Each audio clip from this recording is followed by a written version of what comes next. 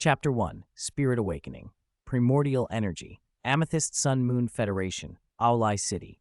The sound of waves rose and fell beyond the city, and the humid air hung heavy over the coastal town. In this world, spirit was a peculiar force, less a simple power and more a condensed manifestation of soul, bloodline, and genetic heritage. It could come from ancestral inheritance, acquired mutation, or spontaneous self-mutation. In many ways, spirit meant infinite possibility. Chen Zhou sat at his desk, writing in a small journal titled Spirit Research Diary. He paused, lifted his pen, and looked out the window. Morning mist still clung to the harbor. The damp air smelled of salt and seaweed.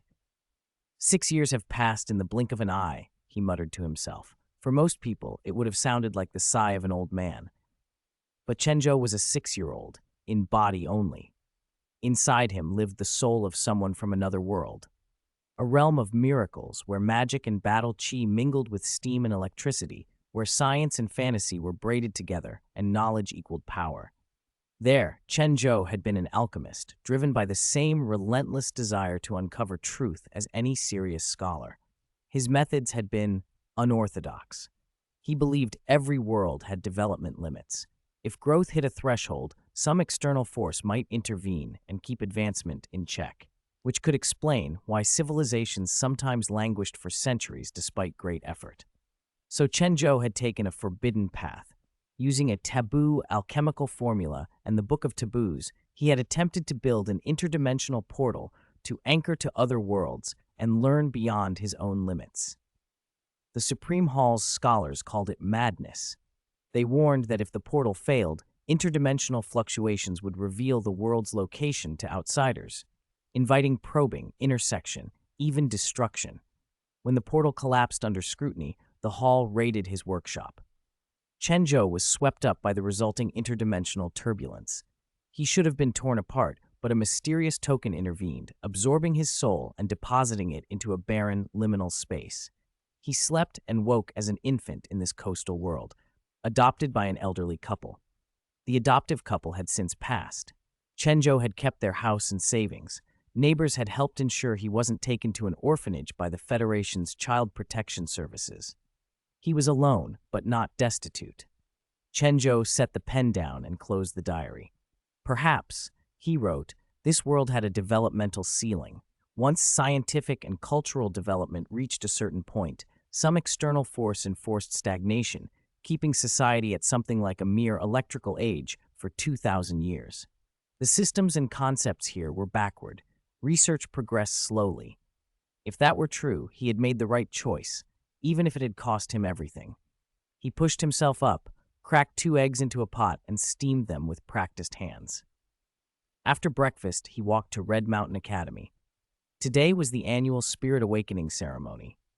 In this world, awakening a spirit and gaining spirit power could elevate a whole family out of poverty. A commoner household could become comfortable, even wealthy, in one stroke. The ceremony decided futures. Red Mountain Academy was the town's only junior spirit master school and stood in the heart of Aulai City. Shops along the cobbled streets were opening. The scent of bread and seafood drifted on the air. Chen Zhou walked past hawkers and neighbors with the easy familiarity of someone who had lived here all his life. He arrived to find the academy square crowded with children and parents, all waiting their turn. Teachers moved through the crowd calling names. Hope and anxiety mingled on every face. The spirit awakening would determine a child's path. Chen Zhou blended into the line, outwardly calm. Inside, he had expectations, but he also knew whatever happened, he would follow his own way. A teacher finally called his name. Chen Zhou. Chen Zhou stepped forward. A small hand pushed through the crowd. A few parents shifted aside. The teacher looked him up and down, surprised by the child's composure. "Why are you here alone, little one? Where are your parents?" Chen Zhou tilted his head and replied in a flat, quiet voice, "They're long gone." The teacher's expression softened with a flicker of pity, but he collected himself and gave Chen Zhou a reassuring smile. "It's all right. We'll take care of you. This way. This is the awakening room." He opened a heavy door. Inside, the chamber was bright, its walls carved with countless intricate patterns. Stylized beast-like motifs traced sinuous lines across the stone, and something about them made the room feel alive, as if those markings could draw energy from the air. Chen Zhou studied the carvings with interest, but kept his purpose in mind as he followed the teacher to the center. A middle-aged spiritualist stood there in a simple orange robe. He nodded kindly to Chen Zhou. "Don't be nervous. Come here." Chen Zhou inclined his head politely. "Hello, spiritualist." They led him to the center of the room, and the spiritualist settled into his role with practiced ease. "Calm your mind. Focus. Let us begin." A faint white light gathered in the spiritualist's palm. Chen Zhou watched it without asking the questions his curiosity demanded. He had learned long ago that some answers could not be had by asking. The light lifted and hovered toward the ceiling. As it did, the carved lines on the walls gleamed, and a warm energy began to flow, tracing the patterns and moving toward him. The sensation was gentle at first, like sunlight easing into a chilled room. The energy slipped into Chen Zhou along the carved channels and met something already waiting within him. A resonance bloomed, the echo of bloodline, the stirring of an imprint buried in his soul. He felt it like a pressure at the center of his being, then like something crystalline forming there. A prismatic purple crystal unfurled within him. Not merely a color, but a name, primordial energy, Amethyst. The imprint had activated, and with it, a new chapter of his life began. Chapter 2. Mecha King Token, the authority of control and creation. The moment the purple crystal appeared, every scrap of energy that had scattered for his spirit awakening was instantly pulled back. Chen Zhou could feel the crystal's fierce hunger for power.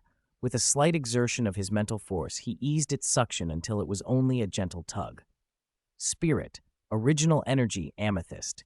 It absorbed the surrounding energy continuously, refining and condensing it into a far more efficient form, and it could assist a spirit master's cultivation.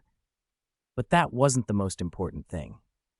The crucial ability of the original energy Amethyst was to activate and assist the token that had sheltered his soul through the chaotic temporal turbulence. The change was abrupt enough that the spiritualist at Red Mountain Academy appeared at Chen Zhou's side in an instant, concern creasing his face. "Young friend, are you all right?" Anomalies after a spirit awakening were rare, and this one made the spiritualist wary. He reached out through the awakening chamber to sense the spirit power born inside Chen Zhou. Innate full spirit power. The spiritualist's expression shifted to excitement. "Young friend, do you know what spirit you have?" Chen Zhou read the eager look and after a moment's thought answered, "It's called the original energy Amethyst." Original energy Amethyst? An unusual spirit. The spiritualist's interest deepened. "But young friend, your spirit power is innate full. Would you consider studying at the Spirit Transfer Pagoda's Junior Academy?" The offer staggered Chen Zhou for a moment, but he kept his composure. He understood exactly what innate full meant in this world: immense potential and a future without obvious bounds. Still, he did not let the surprise sweep him off his feet. He was an outsider in this world, curious about its power system and determined to understand it on his own terms. Moreover, as an alchemist by nature, he would not throw himself into an organization without learning its philosophy. "Thank you for the invitation," he said politely. "May I have some time to consider? I'd like to learn more about the Spirit Transfer Pagoda's Junior Academy first." The spiritualist smiled, a little surprised by the boy's calm. He had seen many children and parents lose their heads at news of innate full spirit power. This child, however, seemed unusually composed. Of course, the Junior Academy is established specifically for children with powerful spirits. There you will receive systematic spirit master training and resource support from the pagoda, and unlike ordinary academies, the Junior Academy focuses on developing potential rather than merely raising spirit power levels. Chen Zhou listened and nodded, thinking it over. The Spirit Transfer Pagoda was among the most powerful spirit master organizations in the Sun-Moon Federation, and the Junior Academy's offer was tempting. Yet he had no intention of deciding on impulse. His goals were not limited to growing stronger. He wanted to understand the nature of this world's power system and probe the essence of spirits. "I'll discuss it with my family," he said. The spiritualist handed him a letter of introduction. Present it to any pagoda in any city, and personnel would guide him to the nearest junior academy for enrollment. Chen Zhou accepted it with a shallow bow. Thank you. Good luck. I hope to see you at the pagoda, the spiritualist said with a warm smile. Chen Zhou didn't rush home. He wandered through Aolai City, his thoughts already spinning out ahead of him. The invitation was alluring, but he was in no hurry to accept a path chosen for him. As someone who had come from another world, curiosity about the mechanics of this world's powers burned in him. As an alchemist, he knew the danger of joining an institution before understanding its core principles. When he finally returned, the house was quiet and cold, but solitude suited him. Years of alchemical study had made him used to being alone. Quietness cleared his mind and allowed ideas to arrange themselves into new, surprising orders. Inspiration, he believed, was the most precious gift of intelligence. Lightning strikes trees and humans learn to kindle fire. Fire banishes darkness and fear. Fear brings wisdom and drives exploration. Curiosity seeks truth. Truth guides us to the future. It was the motto of the Supreme Hall, words countless scholars had once chased in his previous life. Chen Zhou sank onto the sofa and opened his hand. The original energy amethyst hovered there, buoyed by abundant energy. Exposed to the air, it absorbed ambient energy more quickly, but Chen Zhou did not rush to experiment. Instead, he closed his eyes and reached inward, calling to a token that lay dormant and hidden in the depths of his spiritual sea. An ancient character, War, was carved in the token's center. Gilded edges caught the dim lamplight and cast a cold glimmer. It was no larger than his palm, yet it carried a weight that felt older than history. The token had sheltered his soul. The amethyst, obedient as a returning bird, flew toward it the moment it reappeared and hung above its surface. Deep purple motes of energy flowed down like rain, painting the token in radiant light and tugging at memories long sealed. The War character shone brighter under the crystal's glow, and images surged through Chen Zhou's mind, not spoken but known with the clarity of truth. War Mecha King Token. The bearer becomes the War Mecha King, wielding supreme authority over the Mecha Beast races. Command over life and death, power not to be defied. The token also contained within it a vast, barren continent that served as a storehouse of materials. Coupled with the original energy amethyst, the bearer could forge mecha beasts from metal and drive them with energy, becoming their creator, a sovereign of control and creation. The authority of control and creation. Chen Zhou's breath quickened. An ability like this struck at the very heart of an alchemist's longing. Had any alchemist not dreamed of creating a unique race? None. The impulse to begin immediately overpowered him with regret. He was young and not yet strong. If only he were older, if only he had the power now. He forced himself to breathe slowly and regain control. Calm.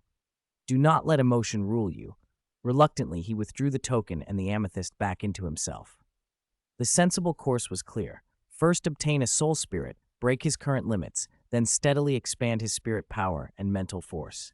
Only when he had truly mastered the arts of an alchemist should he attempt creation. Plans could wait. For now, Chen Zhou resolved to decline making any rushed commitments, least of all joining an academy before he understood its doctrines. In every world, those who hoarded great power became targets. The authority to create was a godlike privilege, and in this world, such authority belonged to the Supreme. He would grow, carefully and deliberately, and when he was ready, he would remake things in his own image. Chapter 3. Heaven and Earth Refining Meditation Method. Enrollment. Chen Zhou lay on his bed, eyes open, silently practicing meditation. He focused on the method he had helped create in his previous life, the Heaven and Earth Refining Meditation Method. It was a top-tier alchemical meditative technique. By using spirit to construct a world inside one's mind, one could apprehend that world and reach the highest realm of alchemical combat, heaven and earth refinement. To build that inner world, one began with the four great elements: wind, fire, earth, and water. Wind was formless and invisible, yet everywhere, light, free, and changeable. Its rhythm, its gentleness and ferocity, its order and chaos. Wind in alchemy represented transmission. Whether conveying matter or energy, wind was the swiftest path. Fire scorched and raged, it destroyed and rebirthed. It brought light and warmth, and in alchemy, fire stood for transformation, the most direct force that could alter matter and energy. Earth was heavy and stable, the foundation that supported all things. In alchemy, earth represented balance, the most solid equilibrium for matter and energy. Water was flexible and flowing, capable of taking any shape and eroding stone. Water symbolized change, the most adaptable form of alteration.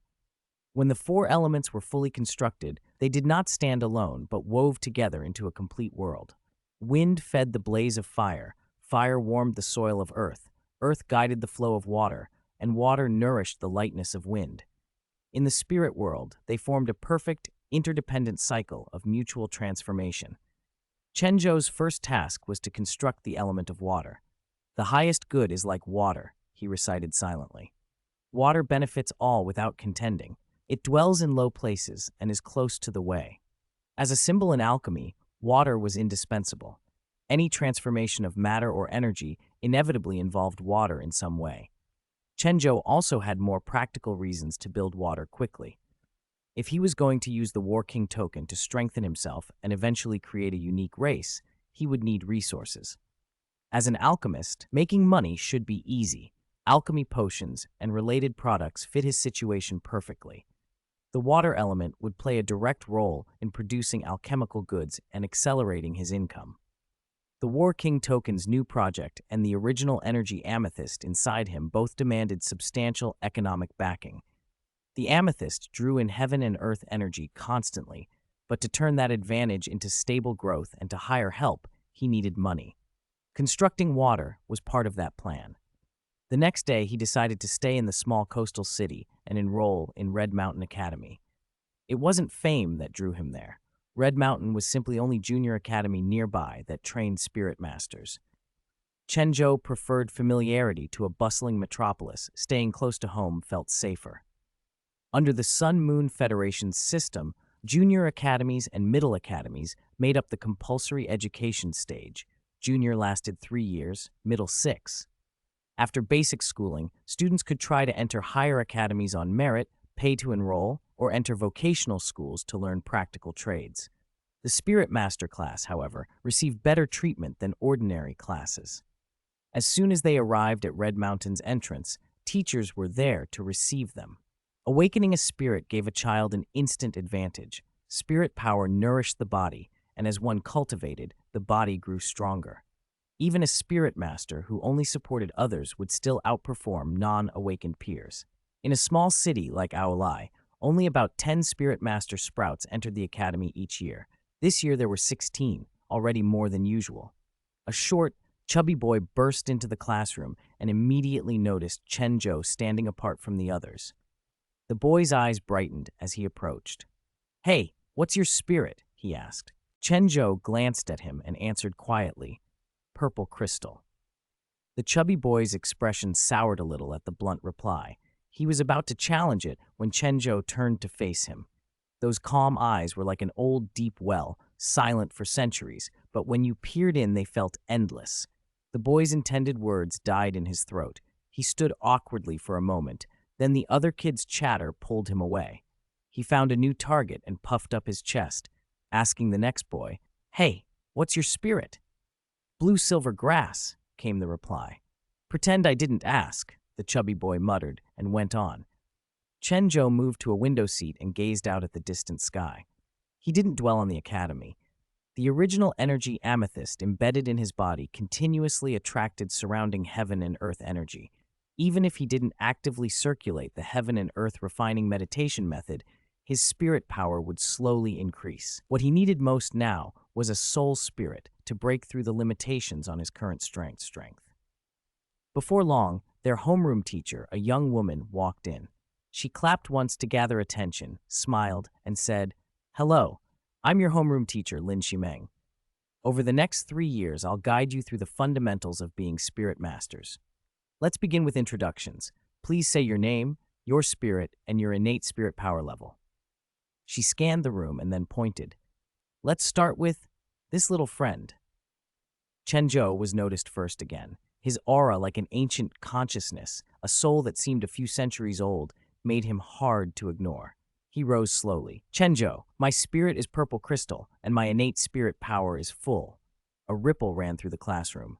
"Innate full spirit power?" came the surprised whisper. Even Lin Shimeng's eyes widened. Innate full spirit power meant that when his spirit awakened, his spirit power had already reached level 10, a prodigious and rare talent. In a small place like Aolai City, such a spirit would be almost miraculous. Lin Shimeng smiled and did her best to hide her excitement. Very good, Chen Zhou.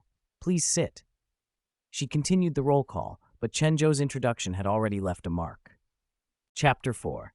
Angel Investor, Lin Shimeng.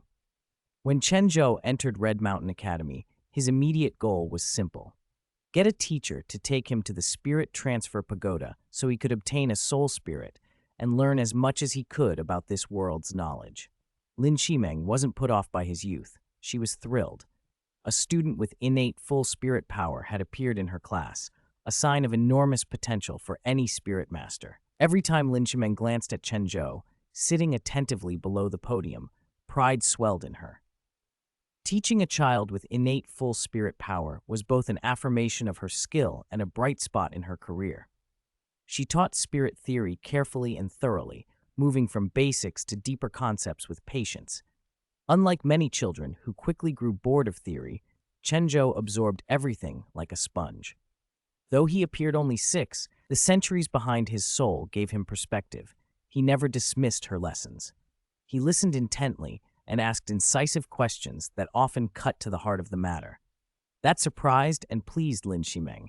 He wasn't just talented, he was intellectually curious and capable of independent thought. It was past noon before Lin Shimeng reluctantly ended the lecture. Having a student like Chen Zhou, regardless of his innate power, made her unusually fond of him. Which teacher didn't like a pupil who was eager to learn? His questions forced her to reconsider assumptions she had taken for granted. "All right, class, that's all for today," she said with a smile, eyes lingering on Chen Zhou. "This afternoon we'll be doing meditation, so pay attention." As the children stirred and left, Chen Zhou made his decision. He followed the path Lin Shimeng had taken and called after her, "Teacher Lin." His voice was light and clear. His small body and perpetually calm face gave a strange contrast between childlike cuteness and quiet composure. Nourished by spirit power and guided by an old soul, his features were delicate and his eyes deep, making it hard not to find him endearing. Lin Shimeng stopped and turned, smiling. "Yes, Chen Zhou?" He looked up at her with a serious, steady gaze. "I want to ask about soul spirits." Lin Shimeng hesitated for a moment, then nodded. "You're very interested in spirit master knowledge. Soul spirits are advanced material for your current stage, but I can give you a simple explanation." "No, that's not all." Chen Zhou shook his head. He did want the knowledge, but there was something more pressing. "I want to obtain a soul spirit. Will you help me?" She froze. Kneeling to meet the boy at eye level, Lin Shimeng's tone grew cautious. "Chen Zhou, getting a soul spirit isn't simple. Choosing and fusing one must be done carefully. One misstep could hamper your future. You should discuss it with your parents and then come find me." Chen Zhou drew a breath. Without guardians, things were always complicated. "I don't have parents. My grandparents are gone too. I'm the only one left," he continued quietly. "I can decide my own future." Hearing that tightened something in Lin Shimeng's chest. The resolve in his clear eyes belied his 6-year-old body. He meant it. "All right," she sighed softly. "If you've made up your mind, I'll do what I can to help, but you must understand, obtaining a soul spirit is difficult and costly. You must have a plan." Chen Zhou nodded. He knew the price. With spirit beasts dwindling and soul spirits becoming the future of the spirit master system, the techniques preserved at the Spirit Transfer Pagoda were invaluable. Fortunately, the old couple's assets he'd inherited were enough to buy a quality soul spirit and support him through to Spirit Elder, if managed well. Lin Shimeng considered for a moment, then said, "Let me speak to the academy. With your talent, they should offer subsidies. I'll try to apply for them on your behalf." "That would ease part of the financial burden," she added. "Soul spirits aren't cheap, especially ones suitable for someone with innate full spirit power." Chen Zhou felt a warmth he rarely experienced. He wasn't especially concerned with money, but her offer made him feel cared for.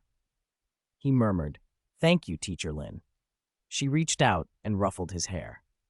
"You're welcome. It's a teacher's duty. You're bright. I truly believe you'll become an excellent spirit master.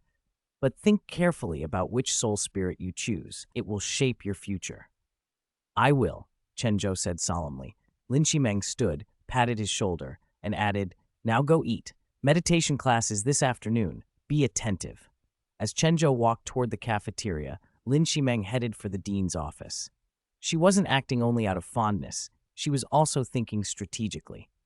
A spirit master with innate full spirit power was a rare seedling, someone a small academy might want to invest in while he was still young. If Chen Zhou grew to be a titled Douluo, Red Mountain Academy could miss the chance to cultivate him from the ground up. She quickened her pace, already planning how to present Chen Zhou to the dean and secure funding and resources. She even considered risking her own savings, funds she had earmarked for her promotion to Spirit Ancestor. The thought of backing such a promising student stirred a bold idea in her, to become his angel investor and ensure he had every chance to flourish. Chapter 5. Spirit Transfer Pagoda. The Spirit Transfer Pagoda was a colossal organization whose influence stretched across 3 continents and beyond the boundaries of time and place. Founded 10,000 years ago, it had grown indispensable to the Spirit Master system through its research into artificial soul spirits.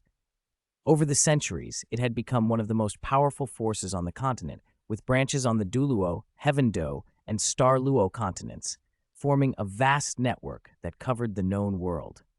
The discovery of the Heaven Do continent had its roots in the collapse of the Heaven Do Empire 10,000 years ago. After their defeat by the Sun Moon Empire, remnants of the Heaven Do forces fled across the sea and settled a newly found land. Although indigenous peoples already lived there, their civilization lagged behind that of the Douluo continent, and the newcomers eventually occupied and named it. At the same time, friction between the Sun Moon Empire and the Star Luo Empire on the Douluo continent intensified. As the Sun Moon Empire rose, the Star Luo Empire waned, but instead of vanishing, the Star Luo turned seaward. They made breakthroughs in deep-sea exploration, discovered another continent, quietly took possession of it, and called it the Star Luo continent. The Star Luo relocated much of their nation there, restructured into a federal system, and became the Star Luo Federation. The Sun Moon Empire, after unifying the Douluo continent, renamed itself the Sun Moon Federation. Branches of the Spirit Transfer Pagoda varied in size with the cities they served. In small and medium towns like Aulai, branches were modest 3-story towers. In mid-sized cities, they rose 7 stories. In major cities, they reached 13. The headquarters in Shrek City was the crown jewel. After many renovations, the tower soared 81 stories, the most magnificent building on the Douluo continent and a symbol of the pagoda's unrivaled status. Chen Zhou walked slowly behind Lin Shimeng, craning his neck to look up at the tower. There was a flicker of familiarity in his eyes. Wizards and tower builders, some things never changed. He didn't linger in nostalgia, though. Lin Shimeng had a plan, and he followed her through the entrance. A heavy money pouch hung at Lin Shimeng's waist. She touched it with a composure she only half believed. She had decided to stake everything on this moment. The dean of Red Mountain Academy had refused to fund Chen Zhou, not because the old man couldn't see his talent, but because the academy's coffers had already been bled dry by parasites and corruption. As a modest institution, Red Mountain Academy's resources were limited, and internal mismanagement had left it financially crippled. The dean recognized Chen Zhou's potential, but he could offer no real support. Lin Shimeng had expected as much. She wasn't surprised, only disappointed, and she refused to let it stop her. If the academy wouldn't invest in him, she would. "You don't have to do this," Chen Zhou said quietly as they approached the counter. "I still have money to buy a soul spirit." He saw what Lin Shimeng's gesture meant. It was both a rare commodity mentality and genuine care. The world ran on profit, but that didn't make an earnest act of faith any less real. He appreciated what she was doing. Lin Shimeng's eyes widened a fraction at his words. Then her smile returned, resolute. "I've decided. Don't refuse. Your future is worth my all." Chen Zhou regarded her seriously for a moment, then nodded. The branch in Aulai had an octagonal design and stood 3 stories high, its facade facing every direction. Inside, the hall was broad and open, polished marble floors inlaid with the pagoda's emblem. A ring of mysterious doors lined the walls, each a gateway to unknown places. A counter occupied the center. Behind it sat a spiritualist in a plain gray robe. When the newcomers entered, he rose and offered a polite smile. "Good day. How may I help you?" he asked. Lin Shimeng inclined her head with formal courtesy. "Spiritualist, I've brought my student to purchase a soul spirit. His spirit power is already at level 10. The spiritualist's gaze shifted to Chen Zhou. Though he appeared young, the man behind the counter immediately saw the signs of prodigious talent. A relieved smile crossed his face. "Very well. What level of soul spirit is the young friend looking for?" Chen Zhou glanced at Lin Shimeng, then smiled confidently at the spiritualist. "A 100-year soul spirit, please." The spiritualist's expression confirmed his expectations. Under the Sun-Moon Federation's rules, gifted students usually received subsidies from primary academies and therefore didn't opt for short-lived spirit beasts. "No problem. The Aolai branch currently has 1100-year yellow soul spirits available. The price is 1 million. If there are no issues, we'll begin with a mental force examination." His attention shifted to Lin Shimeng. She nodded, stroked Chen Zhou's head, and said, "I'll take care of payment. You behave yourself and follow the spiritualist for the mental test, all right?" Chen Zhou nodded and stepped forward.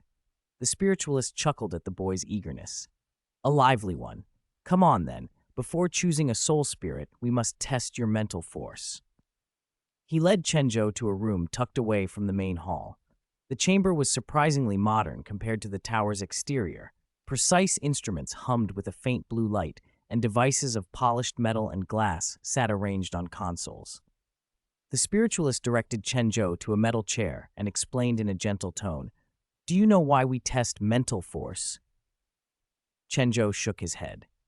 "It's because," the spiritualist continued, "this is your first time selecting a soul spirit.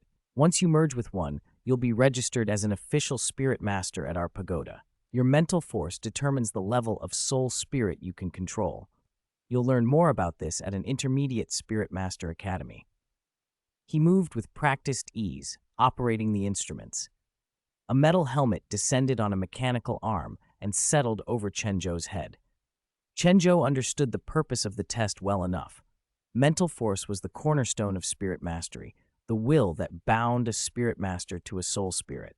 He found the apparatus a little old-fashioned for the era of spirit masters, but he sat still as the helmet closed and the examination began. Chapter 6. Acquisition of Souls. Relax completely. Don't be nervous. You might feel a little dizzy later. That's normal. Just keep calm. The spiritualist said it gently. Chen Zhou answered softly. A faint hum sounded as a pale white light glowed around the helmet. Chen Zhou felt an odd fluctuation coming from the device. From what he remembered of his previous world science, the machine must be using that fluctuation to guide a person's mind into resonance and thereby read mental force data. Nourished by the War King Token and practiced in the heaven and earth refining meditation method, his own mental force was far stronger than most of his peers. He had planned not to fully expose himself to the Spirit Transfer Pagoda's instruments yet, so he deliberately only gave a partial response, just enough resonance to register. Even so, the data on the Spirit Guide screen leapt. Values spiked briefly, then steadied. The spiritualist's eyes flashed with surprised interest. Chen Zhou's mental force numbers were not what he'd expected. After a moment, the readout settled into a stable range. The instrument powered down and the helmet slowly lifted. "That's it," the spiritualist said, smiling. "You're the most outstanding spirit scholar I've tested this past year. Your reading hit 42. That's excellent. I'll give you a report you can hand in when you apply to an intermediate Spirit Master Academy." Chen Zhou hadn't been familiar with the mental force system of this world, so he tilted his head. "Spiritualist, what do those mental force values mean?" The spiritualist, clearly fond of Chen Zhou's precocious, endearing look, explained patiently. Mental force is divided into 6 major stages: Spirit Origin, Spirit Comprehension, Spirit Sea, Spirit Abyss, Spirit Domain, and the legendary Divine Origin. Everyone starts at Spirit Origin. That's the beginning, the foundational level. Chen Zhou listened, absorbing the outline of a whole new world of spirit masters. The spiritualist continued, encouraged by Chen Zhou's eager expression. Within the Spirit Origin stage, values run from 1 to 100. Below 30 is beginner, 30 to 60 is intermediate, 60 to 90 is advanced, and 90 to 100 is the peak. It's rare for someone your age to already be at intermediate spirit origin. With your level, fusing with a 100-year yellow spirit ring is entirely possible. All right, let's pick a soul spirit. Your teacher should teach you the rest. The spiritualist ruffled Chen Zhou's hair, smiling, and led him into the next room. In the center of the adjoining chamber stood a huge device, 3 meters tall and 6 meters wide. Inside were many foot-wide spherical orbs, each radiating a faint glow. After a few manipulations, several yellow-lit soul spirit orbs dropped into the machine's iron tray. Honestly, I don't recommend you pick your soul spirit here in Aulai City's Spirit Transfer Pagoda unless you have to, the spiritualist said. This place is small. 100-year soul spirits are scarce. Chen Zhou looked down at the 11 orbs in the tray. Within each orb, a different soul spirit slumbered, long snakes, birds, lizards, like living creatures trapped in glass. He remembered what he'd learned in class. Before spirit beasts were nearly exterminated, spirit masters hunted them and absorbed their spirit rings to gain abilities. White rings were 10 years, yellow 100, purple 1,000, black 10,000, and red 100,000 years. The founder of the Spirit Transfer Pagoda had made soul spirits, artificially grown spirit hosts, to replace spirit beasts. It had been a revolutionary achievement, a true milestone. But Chen Zhou couldn't help shaking his head. The research here felt stagnant. In his old world, once a discovery like this was published, both the Supreme Hall and civilian research institutes would rush to refine, develop, and derive new technologies. Here, progress seemed to stop once the initial product existed. The soul spirit orbs were useful, but the work had barely gone further. The spiritualist mistook Chen Zhou's expression for dissatisfaction with the 100-year class soul spirits and was about to defend the pagoda's work when Chen Zhou spoke. "I'll take this one." He extended his mental force, lightly enveloping the 11 orbs and mimicking the detection pattern he'd just been through. He felt for the one that resonated strongest and pointed to it. Oh, the spiritualist's surprise was obvious. He hadn't told Chen Zhou the specific ages of the orbs. There were significant quality differences even among 100-year soul spirits, and by regulation, he wouldn't. Still, the young boy had picked a fine one. Chen Zhou accepted the orb. Inside it, an awkward, somewhat plump owl slept, looking both ridiculous and endearing. This is it. The more Chen Zhou looked, the more he liked it. The orb glowed faintly yellow, and the image of the owl drifted slowly within, as peaceful as if waiting to be awakened. Chen Zhou stroked the orb's surface, feeling a soft spirit power fluctuation and a thrill of anticipation. Seeing Chen Zhou's choice, the spiritualist nodded approvingly. "Since you've chosen, let's go. Your teacher must be waiting." He returned the other orbs to the machine and led Chen Zhou back out. "How was it?" Lin Shimeng asked, curiosity bright in her eyes. She seemed eager to know what he had picked. Chen Zhou simply held out his hand, showing the sleeping owl in the orb. The spiritualist ruffled Chen Zhou's hair again. "This little fellow knows how to pick. He chose a good soul spirit." Lin Shimeng smiled. She had placed her hopes on Chen Zhou. If he could get a strong soul spirit, it could make a real difference. She was nearly 30, past the prime years for making rapid advancement. Even if she broke through later, she might only become a spirit ancestor in this life. Chen Zhou, however, had no family and only a limited inheritance. If she could help him now, she didn't expect huge returns, only that if he became successful in the future, he would remember the teacher who had stood by him and the day she helped him obtain his first soul spirit. Chapter 7. Absorbing a Soul Spirit. Before Chen Zhou could think further, Lin Shimeng, the spiritualist, as was her habit, produced an oval device and handed it to him.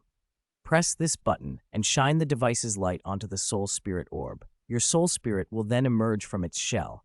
Once it steps out, it will belong to you." By merging with a soul spirit, you officially become a spirit master, she added patiently. Chen Zhou turned the device over in his hands, curious. A tool like this, designed for a straightforward purpose, shouldn't have any inscrutable engineering behind it.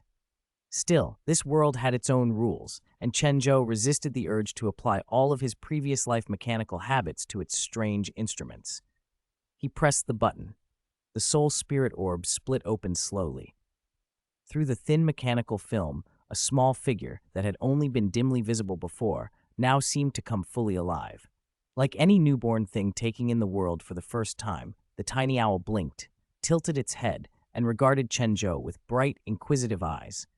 A flicker of understanding crossed Chen Zhou's face. So that was its design. The spirit transfer pagoda might have been idle for generations, living on an old reputation, but it had produced useful things, this soul spirit orb among them. The orb used the soul spirit's own energy to form a confining membrane around itself, consuming just enough power to let low-level soul spirits hibernate safely. That made them easy prey for weaker spirit masters to absorb. "All right, absorb it today," Lin Shimeng reminded with a smile as she watched the tiny owl awaken in Chen Zhou's hands. Chen Zhou inclined his head and already began scheming. From his previous life, he understood that absorption wasn't a simple swallowing of power. It was a subtle resonance between mental force and spirit power.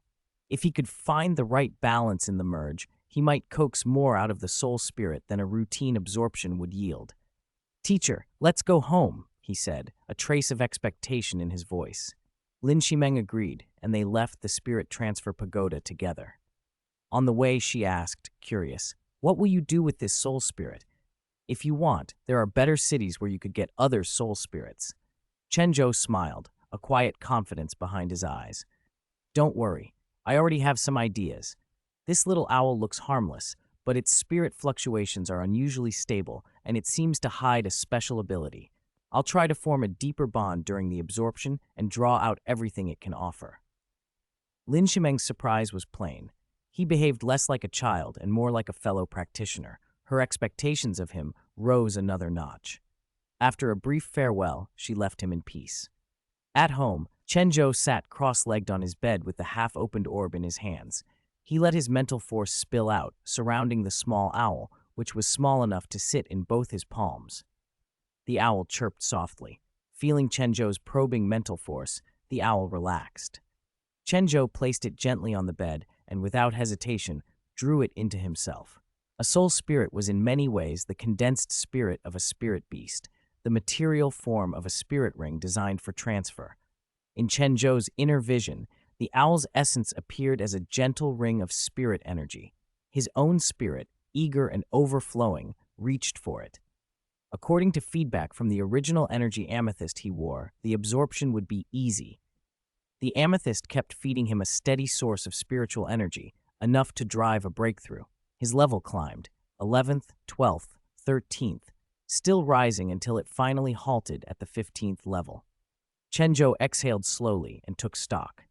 The amethyst's cultivation method was subtle and continuous. It siphoned ambient spiritual energy from the surrounding heaven and earth, converting 7 parts into Chen Zhou's own cultivation while locking 3 parts away inside itself. It was an automatic, passive accumulation, like a bottomless reservoir steadily filling. Because of that steady backup, Chen Zhou had more time and freedom to pursue deliberate study. Strength, he reminded himself, was the simplest solution to most problems in any world. He applied for a 10-day leave from Lin Shimeng, citing the need to absorb and consolidate the soul spirit. Exceptional students received exceptional allowances. A talent like Chen Zhou was a rare sight in Aolai City, and the dean of Red Mountain Academy had no reason to refuse. Lin Shimeng checked on him once to make sure all was well, then left with a contented smile. Alone at home with a stretch of uninterrupted time, Chen Zhou's thoughts turned to research. Alchemy, profit, experiments, his eyes glittered. Previously, he had focused on merely climbing the ranks of spirit power because opportunity was limited. Now, with stable conditions and the amethyst's passive support, he had no excuse to waste time. Alchemy was an ancient craft. Miners had first learned to smelt ores more efficiently. Herbalists had discovered precise ratios by testing compatibilities. Practitioners had observed correspondences between external materials and human physiology. In Chen Zhou's previous life, the path of an alchemist had been deceptively simple. It required no ostentatious rituals or rare genius, only the disciplined transformation of one's internal energy. Using mental force, an alchemist could formalize the various forms of energy within the body and gradually refashion it into a neutral, malleable substance. Mastery allowed an alchemist to alter things according to learned principles, even to the point of turning stone into gold, transmuting essence and creating value from apparent nothing. Sitting still, feeling the new spirit power thrumming inside him, Chen Zhou wasn't in a hurry.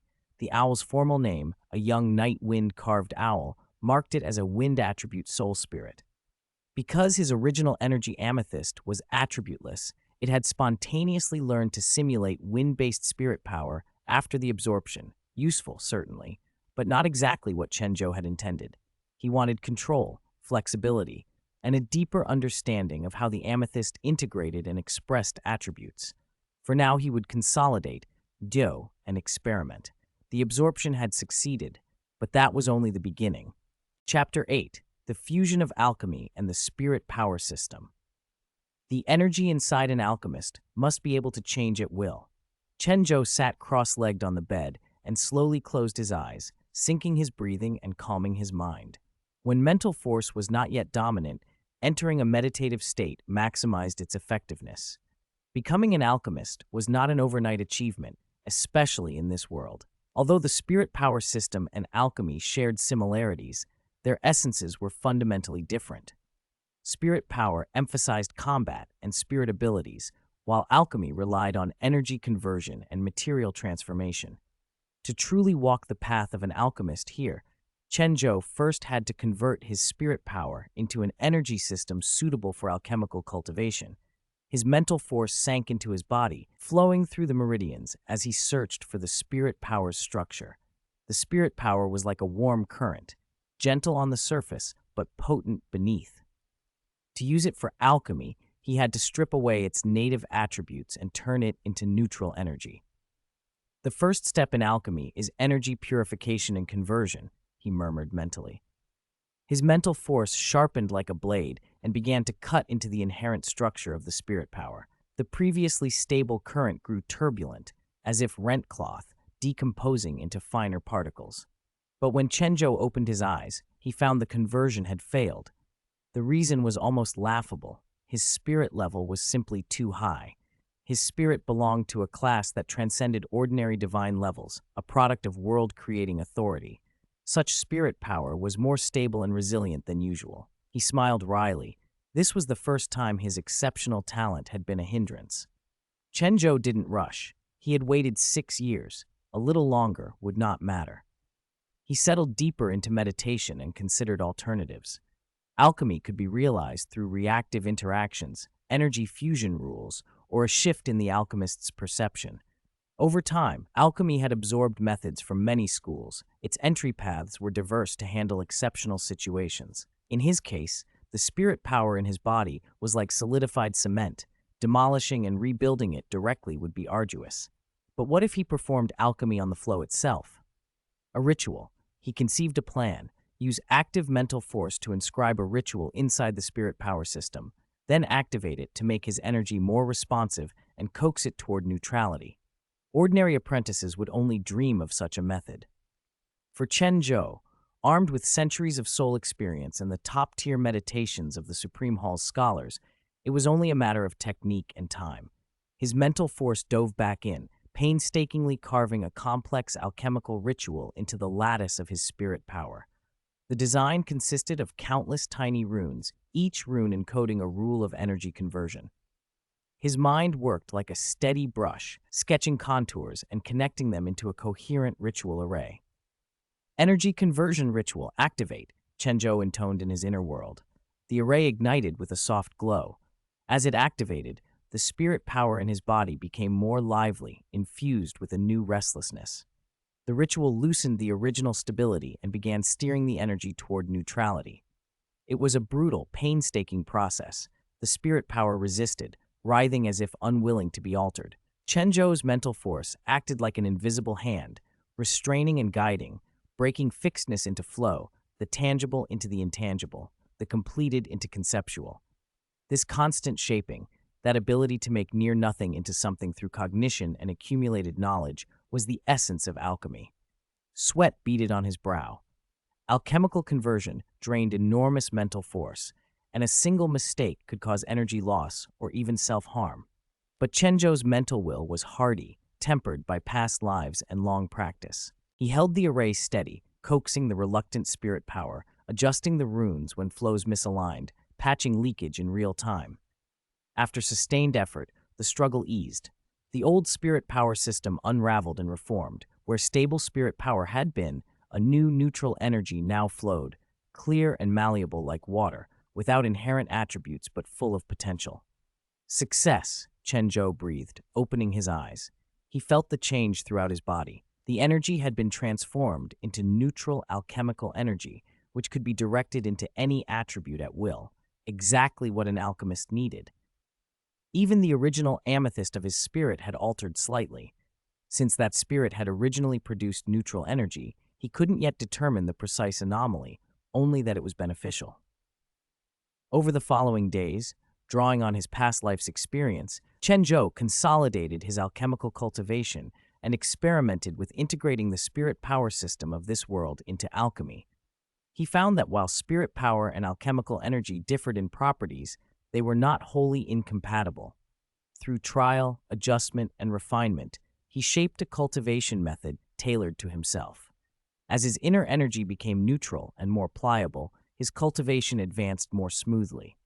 Each session brought measurable growth. His spirit power improved steadily as he learned to harmonize both systems. In Chen Zhou's estimation, the alchemist system and the spirit power system had achieved an initial fusion. I'm taking a day off to visit the mountains for Qingming Festival. Apologies to all readers. Please continue to support me. Thank you. Chapter 9. Deconstruction of Spirit Abilities. In the days that followed, Chen Zhou practiced the heaven and earth refining meditation method with single-minded diligence. Only with a powerful mental force could he hope to control the unaligned alchemy energy now flowing through his body, so that he could convert and use it at will. An alchemist's core lay in governing energy. The strength of one's mental force set the limits of an alchemist's potential. Chen Zhou knew this well, and so he devoted most of his time to refining his mental power. The heaven and earth refining method was a top-tier meditative technique Chen Zhou had once co-developed with his mentor in the Supreme Hall in his previous life. It not only accelerated the growth of mental force, but also let a practitioner sense the patterns of heaven and earth energy while meditating. Settling cross-legged in the center of his room, forming seals with his hands, Chen Zhou sank into that familiar state. As his meditative depth increased, his consciousness seemed to expand into a vast cosmos, endless stars stretching out and the rivers of energy tracing invisible paths. Heaven and earth refinement. First construct heaven and earth inside the mental sea. The fuller that inner heaven and earth world was, the more easily and powerfully the outer heaven and earth could be refined. Of the 4 primary elemental templates, wind, fire, earth, and water, water fit most naturally to Chen Zhou. The surface of his mental sea calmed, like a giant mirror reflecting distant constellations. His mental force, pure and limpid as a spring, flowed into that sea and began to form the rudiments of the water element. Water is the source of life. It can be a gentle trickle or a destructive tidal surge. To build the water element, one must perceive water's essence, its flow and transformation. Chen Zhou guided his mental force into the sea, and it condensed into tiny streams that slithered like spiritual serpents, eventually joining into a broad river. The surface lay still as glass. Beneath, currents roiled with latent power. Stabilizing that inner water element completely would be difficult, but Chen Zhou had time and patience. Back at Red Mountain Academy for his elementary Spirit Master courses, Chen Zhou's reasoning and perception sharpened as his mental force strengthened. He longed to siphon knowledge directly from Lin Shimeng's mind to accelerate his understanding of the Douluo world. Lin Shimeng had not been a long-term instructor at Red Mountain Academy. She'd come from the elementary academy in East Sea City to Aura City as an exchange, a kind of prestige transfer. Because of that, her knowledge surpassed that of ordinary elementary instructors. She was surprised by Chen Zhou's appetite for learning and pleased by it. He not only mastered the basics of Spirit Master theory quickly, but often offered original insights that made her think. Lin Shimeng began to look forward to Chen Zhou's future. Talent that strives continually to improve will achieve much, she thought. In class, he listened with complete focus.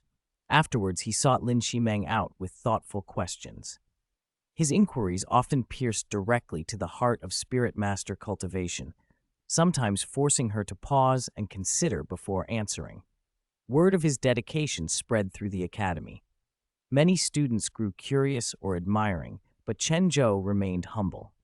He remembered that however much knowledge he had from his previous life and of alchemy, in this world he was still essentially a beginner.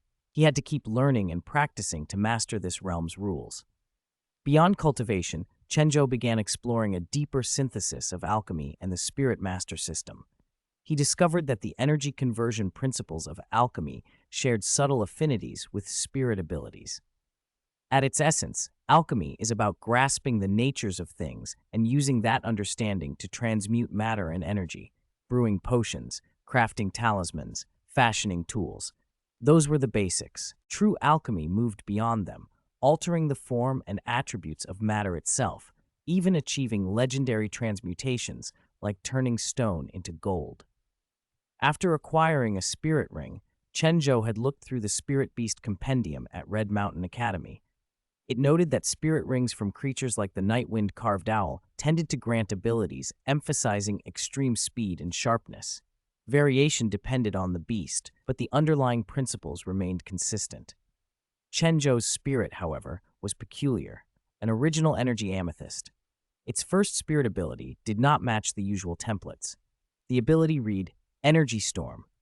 Energy Storm. By activating the vitality of the original energy amethyst, the user releases a powerful gravitational draw, using the Spirit Master as the eye of the storm to gather surrounding heaven and earth energy into a concentrated energy storm.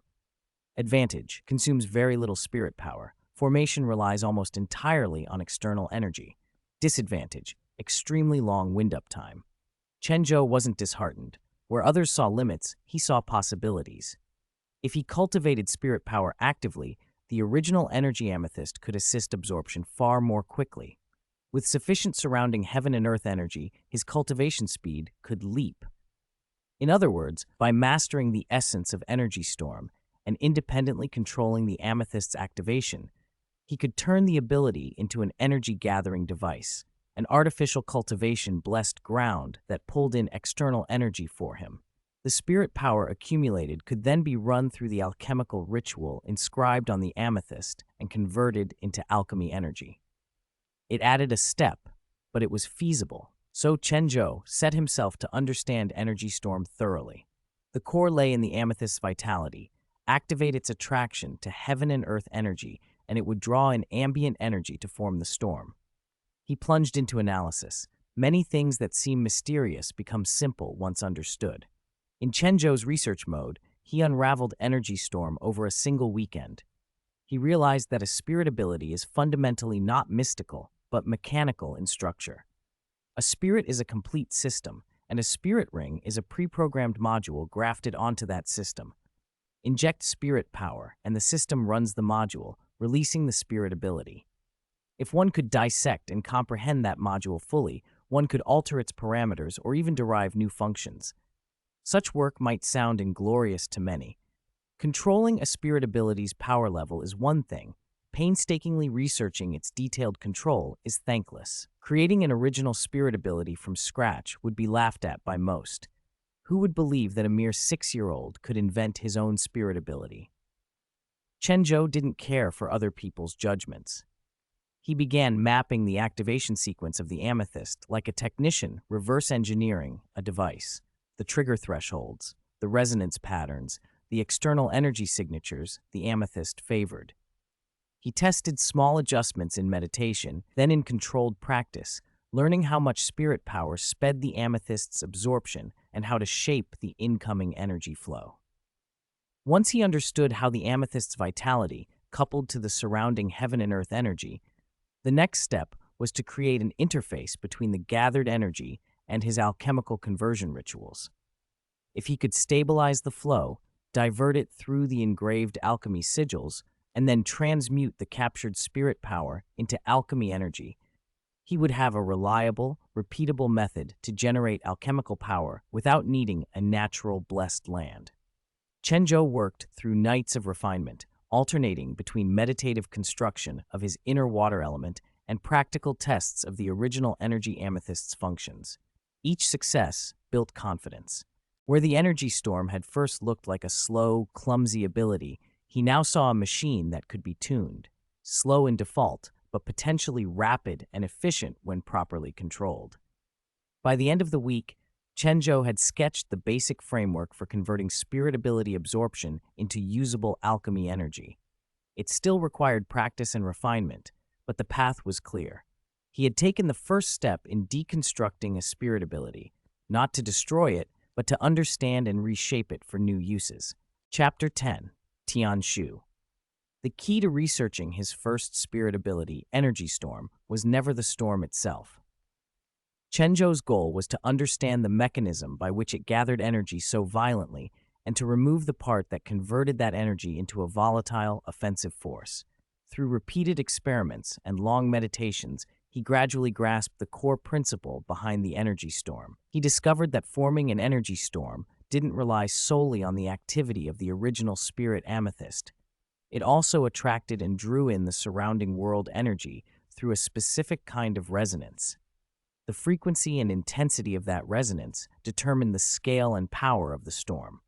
If he could control that resonance, adjust its frequency, and limit its intensity, the energy storm could be turned from a destructive blast into a gentle energy-gathering device. Chen Zhou practiced precise mental control until he learned how to lower the resonance frequency and keep its intensity within a safe range. After several experiments, he succeeded. His first spirit ability, Energy Storm, had been transformed into a new ability he called Energy Gathering. The new ability was entirely different. It wasn't offensive. Instead, it used gentle resonance to slowly draw the world energy around Chen Zhou, creating a cultivation environment with extremely high energy concentration. In that environment, his cultivation accelerated dramatically. The activity of his original spirit amethyst was fully stimulated. It absorbed world energy at many times its usual rate. The alchemy energy in his body swelled rapidly in that concentrated field. Having completed his first spirit research, Chen Zhou's curiosity about the spirit master system of the Douluo world only deepened. Knowledge used to guide practice, applied learning, was the same in alchemy. A vast accumulation of knowledge could multiply an alchemist's power. Once a systematic foundation was formed, it could place someone in the top ranks. Chen Zhou, are you there? Chen Zhou was deep in meditation when a knock sounded at the door. He opened it to find a familiar shadow at the threshold. Tian Shu? Hearing the voice, a smile broke across Chen Zhou's face. In his 6 years of life, besides the old couple who raised him, it had been neighbors who had helped him most. Without them, he wouldn't be able to live on his own now. He stepped aside and helped Tian Guolong carry a staggering stack of books and blueprints into the room. The pile was so high it hid most of Tian Guolong's upper body. Let me in first, Chen Zhou. Tian Guolong's voice came from behind the books, tired but gentle. Once inside, he set the stacks down with a heavy thud. Chen Zhou looked at the small mountain of papers and asked, puzzled, Tian Shu, what's all this? Wiping sweat from his forehead, Tian Guolong smiled. These are some of my old drafts from when I was practicing, and a few books about spirit tools. You like reading, don't you? He pointed to the pile. They're for you. Chen Zhou looked at him, surprised and hesitant. Tian Shu, Tian Guolong cut him off with a soft laugh, ruffling Chen Zhou's hair. After a beat, he said more seriously, I've been transferred to headquarters in Heaven-Do City. I leave tomorrow, and probably won't be back. Chen Zhou's voice fell. Tian Shu, then you. Don't ask. Tian Guolong's smile was small but steady. He crouched and patted Chen Zhou's shoulder. A man has to bear the responsibilities he ought to. That's how it is for me, and it's how it should be for you. You've been practical and mature since you were young. After Uncle Chen and his wife died, you learned to live on your own. To be honest, we neighbors haven't really done much for you. He shook his head. But now you've awakened your spirit. From now on, you're a man. A man should shoulder his responsibilities and his mission. His voice was low and firm, encouragement layered with expectation. Chen Zhou looked up, his eyes bright with resolve. I understand, Tian Shu. Make good use of these books. Tian Guolong gestured at the pile. His tone softened. There's a lot of basic knowledge about spirit tools here and some apprentice-level material on mech design, details small and large. Read them in your spare time. It might be another path you can take. Thank you, Tianshu. Chen Zhou's gratitude was sincere. Though he carried memories and knowledge from his previous life, the spirit power and spirit tool system of the Douluo continent were still new to him. He needed to study them thoroughly. Enough of the sad talk. Let's go. Tian Guolong brightened. Uncle will take you to a restaurant. The sunlight fell on them as they stepped out, and the road led toward the bustling market of Aolai City. As they walked, they chatted and recalled old times. Tian Guolong's words were a mixture of hope and expectation. Chen Zhou quietly began sketching his own plans for the future in his mind. He knew he was about to walk an extraordinary path and would have to keep learning and growing. The small restaurant they chose sat in a street corner. It wasn't fancy, but it had a warm, homely atmosphere. Tian Guolong ordered their signature braised pork, the fragrance making Chen Zhou's mouth water. Shortly after the food arrived, Tian Guolong ordered a small bottle of wine and got himself tipsy. Leaving a town you'd lived in for years was hard, no matter how good the new position sounded. He spoke easily, and the tipsiness loosened his tongue. The strictly composed Tian Shu, who once drank 3 orphanage inspectors under the table to keep Chen Zhou from being sent away, was unusual. 1 cup and he was mellow, his speech flowing. He rambled, honest and raw, giving Chen Zhou all manner of advice about the future. He told him to take care of himself and to strive forward. Remember, Chen Zhou, Tian Guolong said, his words smelling faintly of alcohol but strikingly clear. If you have a dream, don't be afraid to chase it. Whether you succeed or not, the process of chasing is itself a treasure.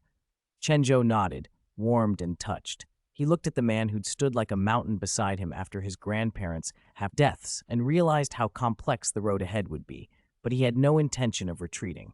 Perhaps only in circumstances like this could his soul truly settle into this world. As a 6-year-old child here, not as the mad alchemist of a past life who shut himself off from feeling. After the meal, they walked home slowly. Tian Guolong's steps swayed occasionally, and Chen Zhou supported him without a word. 1 tall, 1 small, side by side, they went home. New book launch. Daily updates of 4,000 words. Beginning the trial period next Wednesday, the author will enter a week-long burst update mode. The more recommendation tickets, monthly tickets, and rewards you give, the more drafts the author can produce. Chapter 11. Departure, Emotional Closure. Chen Zhou, student, can I? No. Chen Zhou ignored the little girl in front of him and answered coldly, then walked on, the book cradled against his chest. The girl's voice trembled with hope, then faltered as his refusal shut her down like a wave swallowing a ripple. Tears sprang to her eyes. She wiped them quickly and scampered away. Chen Zhou had lost count of how many times that scene had repeated over his 3 years at the elementary academy. He could never understand how children of 8 or 9 could be so forward. He, an alchemist, found it baffling. He turned a page of his book and kept walking. His destination was in sight. He knocked softly on the teacher's office door and called, "Teacher." "Come in," came the gentle reply. Inside, Lin Shimeng was sorting papers at her desk. She glanced up, smiled, and asked, "Chen Zhou, is something the matter?" "Teacher, I'm leaving for EC City soon." Chen Zhou's face betrayed nothing, calm as a deep well, as if he were stating a simple fact. Lin Shimeng put down the papers and regarded him with soft, slightly helpless eyes. Over the past 3 years, she'd come to know him well and believed he would accomplish great things. There was no clinging reluctance in her expression, only quiet affection. "I see," she said. "You're leaving so soon. Time really does fly." A flicker of feeling passed through her eyes, then she smoothed it away. She rose, walked over, and patted his shoulder lightly. "You've always been very independent. I believe you'll do well wherever you go." Chen Zhou inclined his head, still composed. "Thank you, teacher." Lin Shimeng smiled and opened a drawer. She took out a book and handed it to him. "I put this together for you. It's full of theory and techniques on soul guidance technology. You'll find it useful in East Sea City." He took it and flipped through a few pages. The text included basic principles as well as advanced practical cases. He frowned just slightly. "I can always find these materials in the library. Why did you prepare this for me personally? Lin Shimeng's voice was gentle but resolute. This book isn't just information. It contains my expectations for you. She hesitated, then added with a light tease, and a few essays I once wrote. Don't you dare laugh. Chen Zhou met the warmth and care in her eyes. Feeling something like gratitude rise in his chest, he kept his features guarded. I'll work hard. She nodded, a faint smile lingering. Behind his composed surface, she knew there was a yearning for the future. Still, he kept people at arm's length, as if a pane of frost separated him from the world. A year earlier, she'd come to think of him as a younger brother and had given up any plan to cultivate a genius prodigy. Chen Zhou was self-sufficient, he needed no one, and yet she couldn't break through that thick wall around his heart. He turned to leave, but paused in the doorway. A swell of complicated feeling pressed at his tongue. Words seemed inadequate. In the end, he only said quietly, "Teacher, thank you for your care these past 3 years." Intentions mean less than actions, he thought. Yet she had acted. Lin Shimeng had helped him, and it had mattered. He wasn't without feeling. He simply refused to let others open him entirely. Take care of yourself, he added under his breath.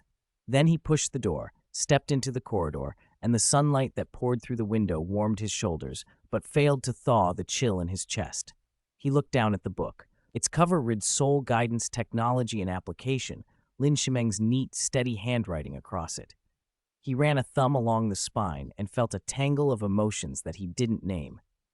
Chen Zhou, a familiar voice called from behind. He turned to see a tall boy running toward him, smiling brightly, eyes full of earnestness. Tang Wulin, Chen Zhou acknowledged with a slight frown. Tang Wulin panted, close to breathless with excitement. I heard you're going to East Sea City? Chen Zhou nodded. Great. How about we travel together tomorrow? Tang Wulin genuinely admired Chen Zhou. His aptitude for mechanics, his relentless diligence, his ability to grasp complex ideas, all left Tang Wulin in awe. Rather than give in to self-pity, he set Chen as his standard to chase. He assumed there had to be a softer side beneath Chen's aloofness, some hidden place he could reach if he tried hard enough. I've already arranged my itinerary, Chen Zhou said flatly. I don't need company. The refusal was matter of fact. Tang Wulin's smile faltered for a moment before recovering. I thought it'd be nice to have someone to talk to on the way. We could discuss mech design. You're the best at that in our academy. I wanted to ask for your advice. Chen Zhou looked him over. The sunny, persistent youth who genuinely wanted to connect. He was used to working alone and disliked interference. Friends and collaboration could yield insight, but they also introduced bias and the loss of the most objective judgment. In his previous life, he had sealed his emotions to pursue truth. Emotions, he believed, blurred clear observation. Joy, sorrow, love, anger, all gave life color, but also led to subjective obsession. So he set his heart aside and faced the world with pure reason. The decision had freed him, no longer swayed by feelings. He had probed matter's essence and the mysteries of life in ways few had. That cold dedication had driven his alchemical skills to their heights. The memory flickered across his face and was gone. If you want to study soul guidance technology, read more books. When you reach the intermediate academy, ask the teachers there for guidance. With that, he turned and continued walking. Tang Wulin watched him go and sighed softly, not surprised. Rejection was nothing new, but he refused to give up. He believed, stubbornly, that Chen Zhou had a secret spot of warmth inside. One day he was sure he'd find a way in. Chen Zhou, take care, Tang Wulin called after him. If you get to East Sea City, let's meet up sometime. Chen Zhou didn't turn back. He nodded once, barely perceptible, and then vanished down the corridor. Chapter 12, Long Hengsu, East Sea Academy, East Sea City, second only to the capital in the Sun Moon Federation, sat on the East Sea coast as a crucial port. Its developed maritime transport and rich marine resources supported a permanent population of over 3 million. The city had long profited from the sea, and despite modern growth, its streets still retained an antique charm. The Federation had protected many old buildings for centuries, so stone and timber structures 1,000 years old dotted the skyline, as if time had been asked to move slowly here. Commerce and tourism thrived, and East Sea's economy ranked it among the Federation's top-tier cities. A dark blue spirit-guided train eased into East Sea's spirit-guided train station and came to a stop. In this region, almost all trains used blue as their livery, a nod to the ocean's depth and breadth. Doors opened and a tide of passengers poured onto the platform, many hauling heavy luggage. The station buzzed with life. "Are you Chen Zhou?" a man asked, holding up a photo. Long Hungsu compared the picture to the aloof young face before him and inwardly regretted asking such a blunt question. "Yes. Are you Dr. Long that teacher Lin mentioned?" The man smiled briefly, breaking the stiff pause. His voice was low and even, with a faint reserve that kept others at a polite distance. Chen Zhou nodded once and returned the courtesy. He didn't look nervous, only calm and watchful, eyes sweeping the crowd as if cataloging it. Long Hangshu relaxed. He had expected a haughty or defensive youth, but Chen Zhou's coldness wasn't arrogance. He adopted a professional smile. "I'm Long Hangshu, Director of Academic Affairs for the Intermediate Department at East Sea Academy. Lin Shimeng asked me to look after you." Chen Zhou answered nothing more than a slight nod. His expression never changed. There was an adult steadiness about him that unsettled Long Hengsu. He had met many gifted youngsters, but few who kept such a sealed demeanor. Trying to be conversational, Long Hengsu asked, "What do you think of East Sea City? First time here?" "Very lively and very unfamiliar," Chen Zhou said after a moment. Long Hengsu chuckled and went on, "It's the Federation's second largest city. Busy, prosperous. You'll be living here soon. You'll get used to it." Chen Zhou only nodded again. Long Hengshu continued to explain, keeping his tone light and helpful. "Let's get you to the academy. Lin Shimeng is my junior fellow apprentice. She asked me to take care of you. If you run into any academic trouble, come to the Academic Affairs office. We'll handle your registration and dorm check-in first, then you can rest." Long Hengshu added as he started toward the exit, motioning for Chen Zhou to follow. The boy fell into step behind him, neither too close nor too distant, walking with light, measured footsteps as if every stride had been considered. They threaded through the crowd and stepped into the city. Old buildings and modern glass towers stood side by side, creating a unique urban tapestry. Street vendors hawked their goods. The air was laced with the smell of seafood, the brer, and traffic hummed, a living story of East Sea's marine culture. "Have you ever been to East Sea Academy?" Long Hengshu asked, attempting to bridge the quiet distance. "No," Chen Zhou's reply was brief. "And what do you know about the academy? Did Teacher Lin tell you much?" "Some. Not much," Chen Zhou said simply. Long Hengshu smiled inwardly, conceding the boy's reticence. Only 9 years old, yet wrapped in an adult composure, Chen Zhou refused easy conversation. The elder finally fell into silence for the rest of the drive. East Sea's streets blurred past, antique stonework giving way to glass facades, while the car's engine filled the pauses. Long Hengshu tried a few times to speak, but the boy's impassive demeanor made it awkward. He let the silence settle instead. They arrived at East Sea Academy's gates.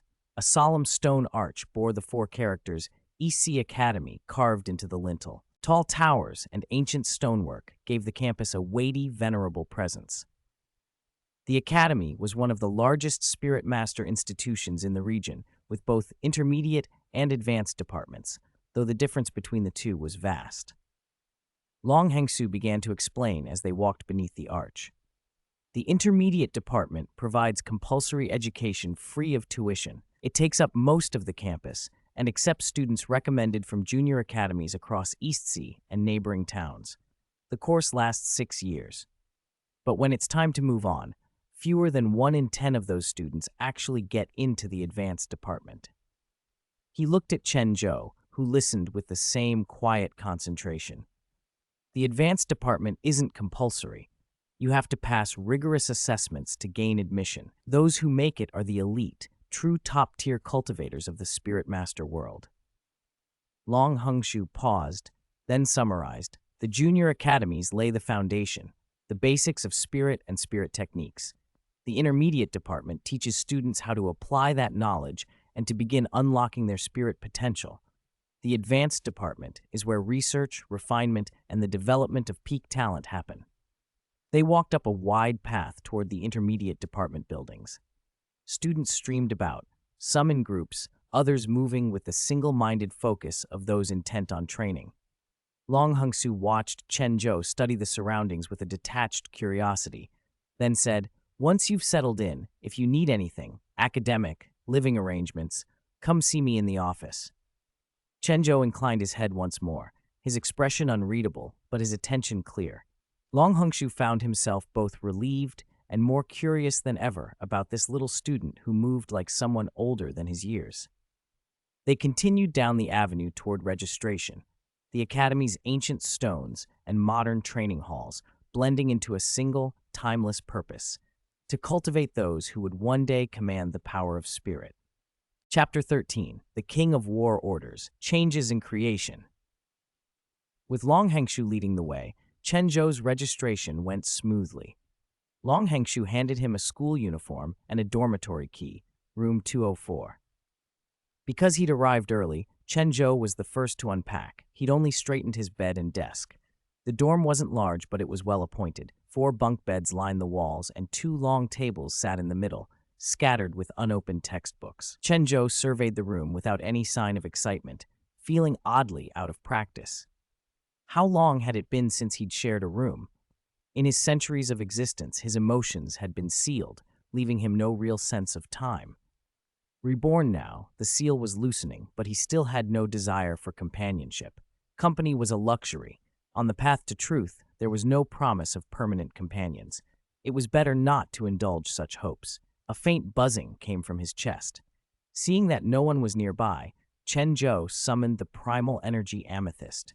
The slender, prismatic purple crystal, which continuously absorbed the world's spiritual energy, floated up and pulsed faintly. The War King Token, nested in his soul, slipped out and circled the amethyst like a sentinel. Chen Zhou looked at the 2 soul-bound treasures with mixed feelings. The amethyst glowed with a soft purple light that hinted at endless power and mystery.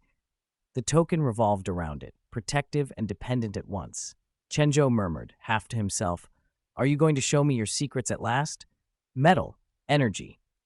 As if in response to his thought, the War King Token and the primal energy amethyst projected 2 single words into his mind.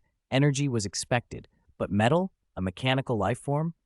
Intrigued, Chen Zhou withdrew a piece of profound iron from his spirit tool, material he'd bought while researching spirit tool inscriptions before leaving Owleye City. He set the iron on the table. The War King Token darted over and hovered above it. The amethyst's light flickered, as if guiding what would come next. When the token touched the profound iron, a faint silver sheen formed on the metal's surface. The iron seemed to knead itself under an unseen hand, slowly reshaping from a raw lump into an exquisite metal disc etched with complex patterns. Threads of purple light flowed through the grooves like some trapped current of power. "This is a spirit tool core?" Chen Zhou whispered, then quickly corrected himself. "No, a life core." He picked up the disc and felt the energy trembling within, faint but unbelievably pure. The War King Token hovered nearby, waiting.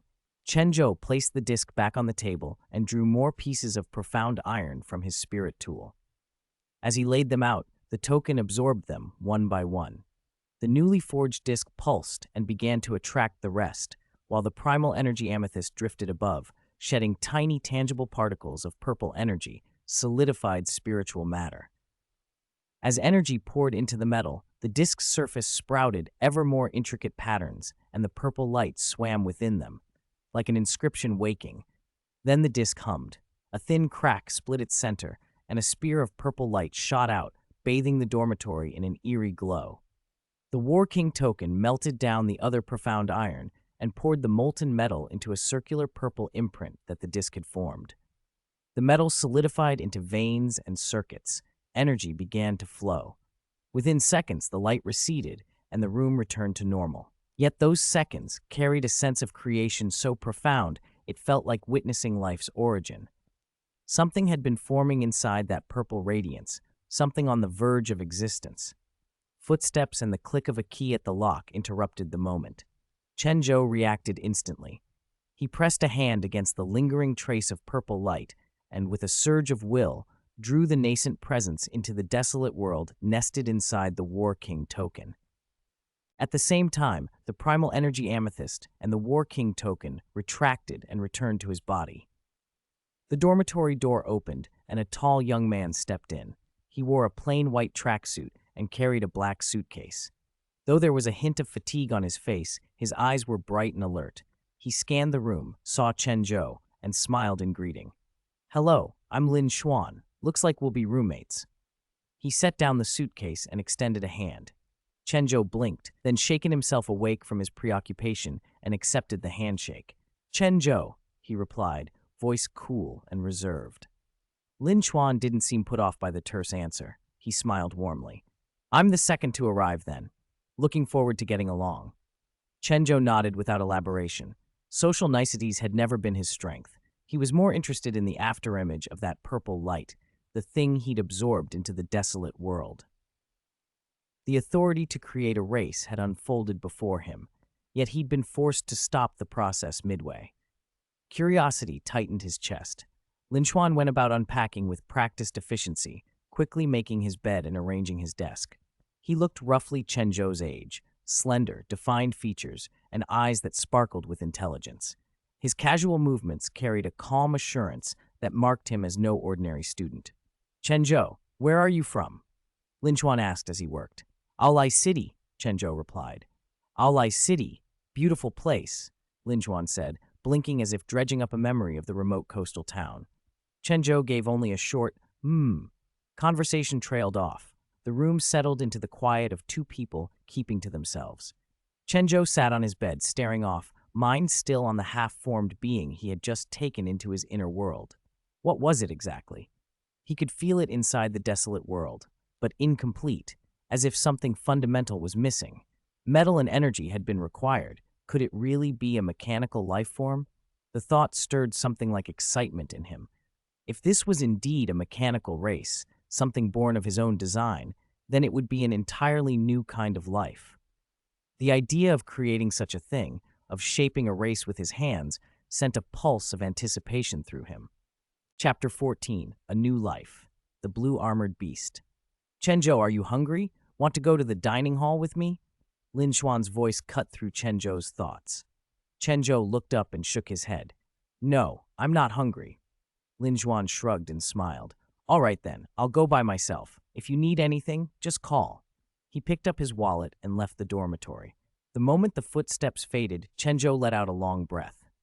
Social interactions had always been awkward for him. Small talk and greetings felt like a drain. What had dominated his mind, though, was the thing in the purple light he had just seen. The authority to create a life had been displayed right before him.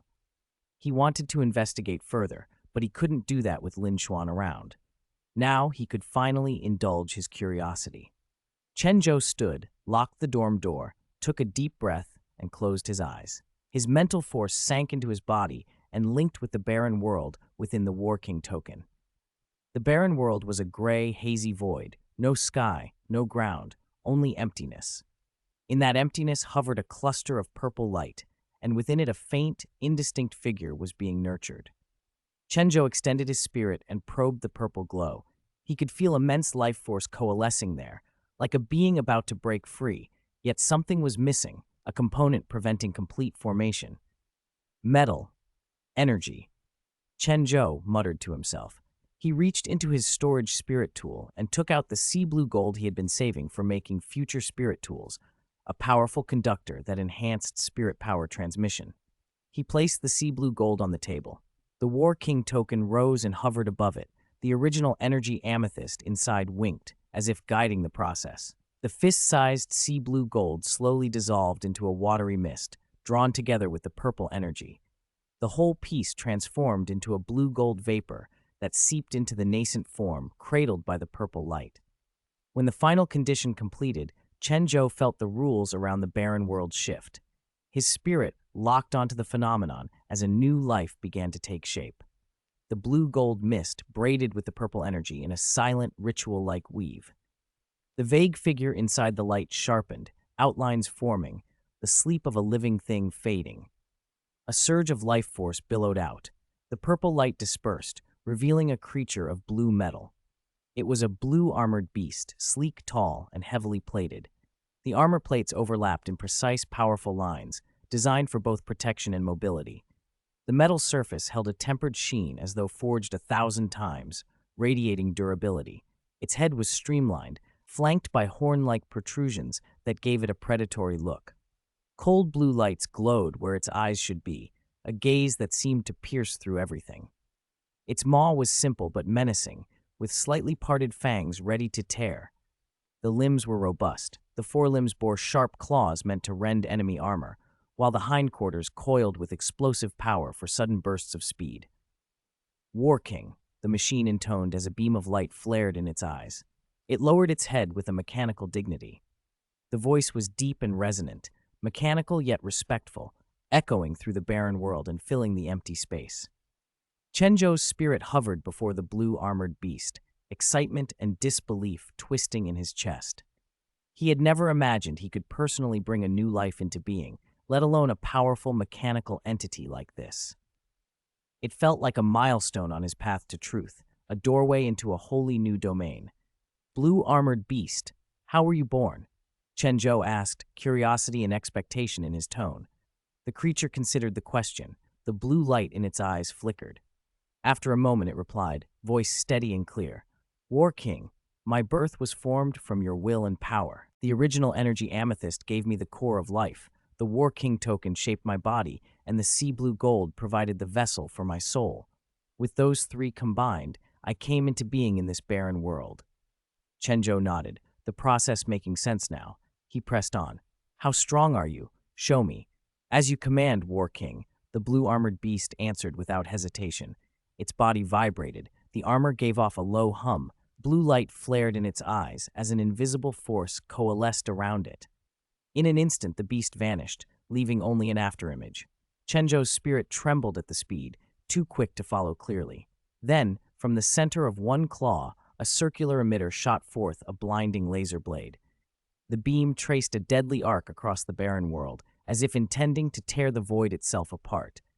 When the beast rematerialized, it stood on the far side of Chen Zhou's spirit.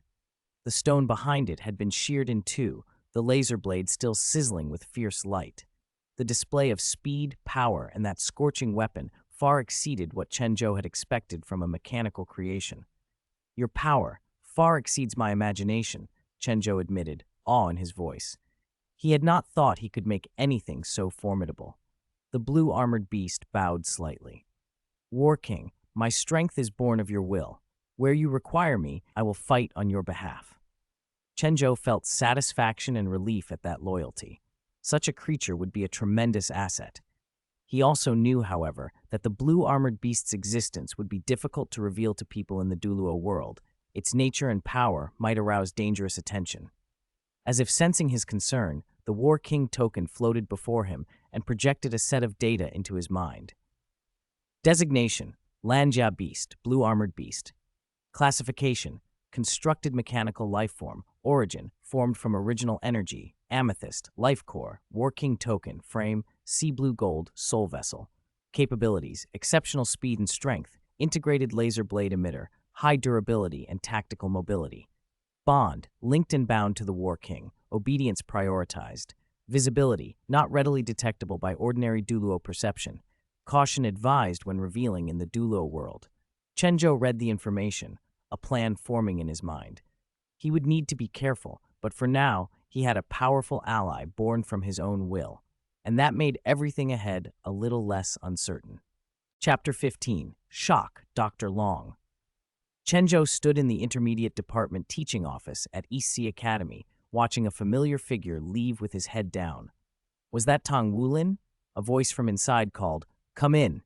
He hesitated for a moment. Meddling in other people's business was not his habit, then straightened his expression and pushed the door open. Long Hongshu sat behind the desk, a document in hand, brows knit as if deep in thought. When he looked up and saw Chen Zhou, the tension in his face eased. "Chen Zhou, is something the matter?" Long Hongshu had come to trust Chen Zhou, partly on the recommendation of his former junior sister, and partly because of Chen's performance at the junior academy. He set the paper aside and gestured for him to sit, taking a slow sip from his cup and studying the boy with kindly eyes. Chen Zhou nodded and took the chair opposite, respectful but composed. He knew Long Hongshu could be stern outwardly, but he cared for his students. He had come for an important reason. "Dr. Long, I want to rent accommodation off campus. Chen said plainly. I need your signature. Long spat out a little of his drink. What? Long put his cup down and frowned, a look of bewildered seriousness crossing his face. Chen Zhou, what do you mean? We have dormitories here. Why would you want to move out? His voice held urgency and genuine concern. East Sea Academy's dorms were among the best in East Sea City, well-equipped and secure, more than sufficient for students' needs. Chen Zhou lowered his head for a moment, considering how to answer. When he looked up, his gaze was steady. I have personal reasons, Dr. Long. I'd rather not go into specifics, but I need you to sign. Long's brow climbed. You won't tell me the specifics? He rubbed the space between his eyes. We just sent a few first years home for fighting, and now another wants to leave the dorms. What's wrong with this year at East Sea Academy? He sighed and looked Chen over, trying to read his expression. Chen remained calm, almost detached. Long knew from Lin Shaimeng's report that Chen was an independent-minded student. If he'd requested this, there must be a reason. Chen Zhou, you're a smart boy and I've always trusted you, he said carefully, a hint of admonition in his voice. But the Academy's rules exist to protect the student's safety and learning environment. I can't approve a move without sufficient cause. Chen nodded like he had anticipated this reply. He hesitated, then met Long's eyes with clear resolve. I understand your concerns. I promise moving out won't affect my studies or daily life. In fact, I believe it will help my personal growth and development. Long still looked unconvinced. He thought for a moment, then offered, if there's something difficult you can't say openly, tell me privately. As your teacher, I'll try to help. But if this is just a whim, I can't approve you leaving. A flicker of hesitation passed across Chen's face. He bowed his head briefly, then straightened. Actually, I'm moving out to pursue spirit tool research. Long stared at him. Are you joking? You're only 9 years old. If you're trying to placate me, pick a reason that fits your age. Chen's claim sounded absurd, and he must have seen Long's incredulous expression. He didn't flinch. Seeing is believing, Dr. Long. Please look. He touched a storage spirit ring on his finger and tapped the desk. A compact gun-type spirit tool materialized and clattered onto the surface, a small autocannon. This is a portable autocannon I designed, Chen explained. It can be used by ordinary people in combat and also mounted as an external weapon on mechs. Paired with a suitable energy source, even a small autocannon like this can continuously fire offensive energy projectiles comparable to those of a spirit grandmaster level. He set a hand on the loading coupler at the rear of the weapon. With a clean mechanical click, the coupler locked to his palm as if recognizing him. A faint shimmer of spirit power ran across the autocannon's surface. It had entered standby mode. Long's pupils narrowed. Though he wasn't an expert in spirit tools, as director of the Academy's teaching department, he knew the basics. Small autocannons and similar designs were not unheard of, especially among Sun Moon Federation military and mech equipment. What disturbed him was Chen's claim that an ordinary person could operate one so effectively if they had an appropriate energy source. That implication made Long's breath catch. You researched this yourself? He asked, disbelief in his voice. Chen shook his head. No, a senior recognized my talent and sent an uncle to teach me the fundamentals. This is just something I reproduced from what I learned. It was an outright lie, every word false. But faced with the choice, Long Hongshu believed it. Either he accepted the impossible notion that a 9-year-old had single-handedly developed a new application for armed spirit tools, or he accepted that a powerful senior had personally taken Chen under their wing. The latter was far easier to accept. Long stared at Chen, trying to look past the boy's composure into the truth. Chen's face stayed impassive, measured. Long's shock and the weight of what he'd seen left him silent, the document on his desk forgotten. He had no clear explanation, but the sight of the weapon and the way it had connected to Chen made his disbelief yield to a dawning, reluctant acceptance. Chapter 16. Blue Armor. Chapter 16. After a long moment, Long Hongshu reluctantly admitted defeat. What should have been an awkward scene of youthful hesitation had instead revealed something unexpected in Chen Zhou, a calm face that hid a roaring storm. A prodigy. The report had mentioned Chen Zhou's spirit power, at 9 years old, a 28th-rank spirit grandmaster, and now he showed aptitude with spirit tools as well. Even the spirit tool on the table, whether genuine or a finely made imitation, was enough to show extraordinary talent. "I want to meet this uncle of yours," Long Hengshu said at last, his voice low and steady. He watched Chen Zhou closely, searching for a crack in that composed expression. Chen Zhou remained unruffled, as if he had expected the request. "If you don't meet him, I won't accept that answer. Neither will anyone else," Long Hengsu added as if dismissed some other objection. Chen Zhou was not surprised. Such insistence was to be expected from a dean of instruction. "All right, I'll contact him." Chen Zhou nodded, pulled a communication spirit tool from his storage ring, and dialed a number listed among the few he kept. A refined voice answered. "Young master, do you need anything?" Long Hengsu pictured a scholarly type on the other end of the line. Chen Zhou's reply was casual, not fawning but confident. "Lanshu, Dr. Long wishes to meet you. Could you come to EC Academy?" There was a pause. The voice was polite and gentle. "Very well, young master. I'll be there shortly. Please wait." Chen Zhou put the tool away and looked at Long Hengsu. "Lanshu will be here soon." Long Hengsu's suspicion didn't vanish, but he didn't push. He straightened, his hands drifting to his communication tool as if to answer the gatekeeper's call. "Yes, let him in." After he hung up, he stood, smoothing his robes, his eyes still on Chen Zhou. There was an unsettling maturity about the boy. It made Long Hengsu uneasy, even as it impressed him. A soft knock at the office door interrupted the silence. "Come in." A man in his 30s entered, clad in a light blue robe. His features were delicate and refined. His brows held the air of a scholar, but there was also a quiet power about him. His steps were light but carried a presence that commanded respect. Long Hengshu's pulse quickened. Whatever Lan Shu looked like on the surface, an invisible force radiated from him, restrained but unmistakable. This was no ordinary person. He might well be a high-ranking spirit master or a spirit tool master. "So this is Dr. Long?" the newcomer said with a slight smile. His gaze turned first to Long Hengshu and then to Chen Zhou. He seemed gentle, but his eyes were deep and steady. "I am Lan Jia," he added, and then with a humble bow of the head, "Chen Zhou's uncle." Long Hengshu rose, extended a hand, and returned the smile. "Mr. Lan, I am Long Hengshu, Dean of Instruction for the Intermediate Department at EC Academy. It's an honor." Lan Jia nodded, then offered his attention to Chen Zhou. "Young master, do you require anything?" Chen Zhou stood and answered evenly. "Lan Shu, Long asked to see you to confirm my situation." Lan Jia smiled at Long Hengsu. "Dr. Long, Chen Zhou has been independent since he was little. He does things his own way. Please forgive anything that has bothered the academy on his account." Though he spoke softly and courteously, Lan Jia's presence exerted a pressure that made Long Hengsu step back inside his manners. It wasn't simply that Lan Jia's spirit power exceeded his, it was an aura like that of seasoned commanders, an iron-blooded authority forged through harsh experience. Long Hengsu felt wary, but kept his composure. "Mr. Lan, you're too kind," he said, returning the polite tone. "Chen Zhou is an excellent student, and the academy values his development.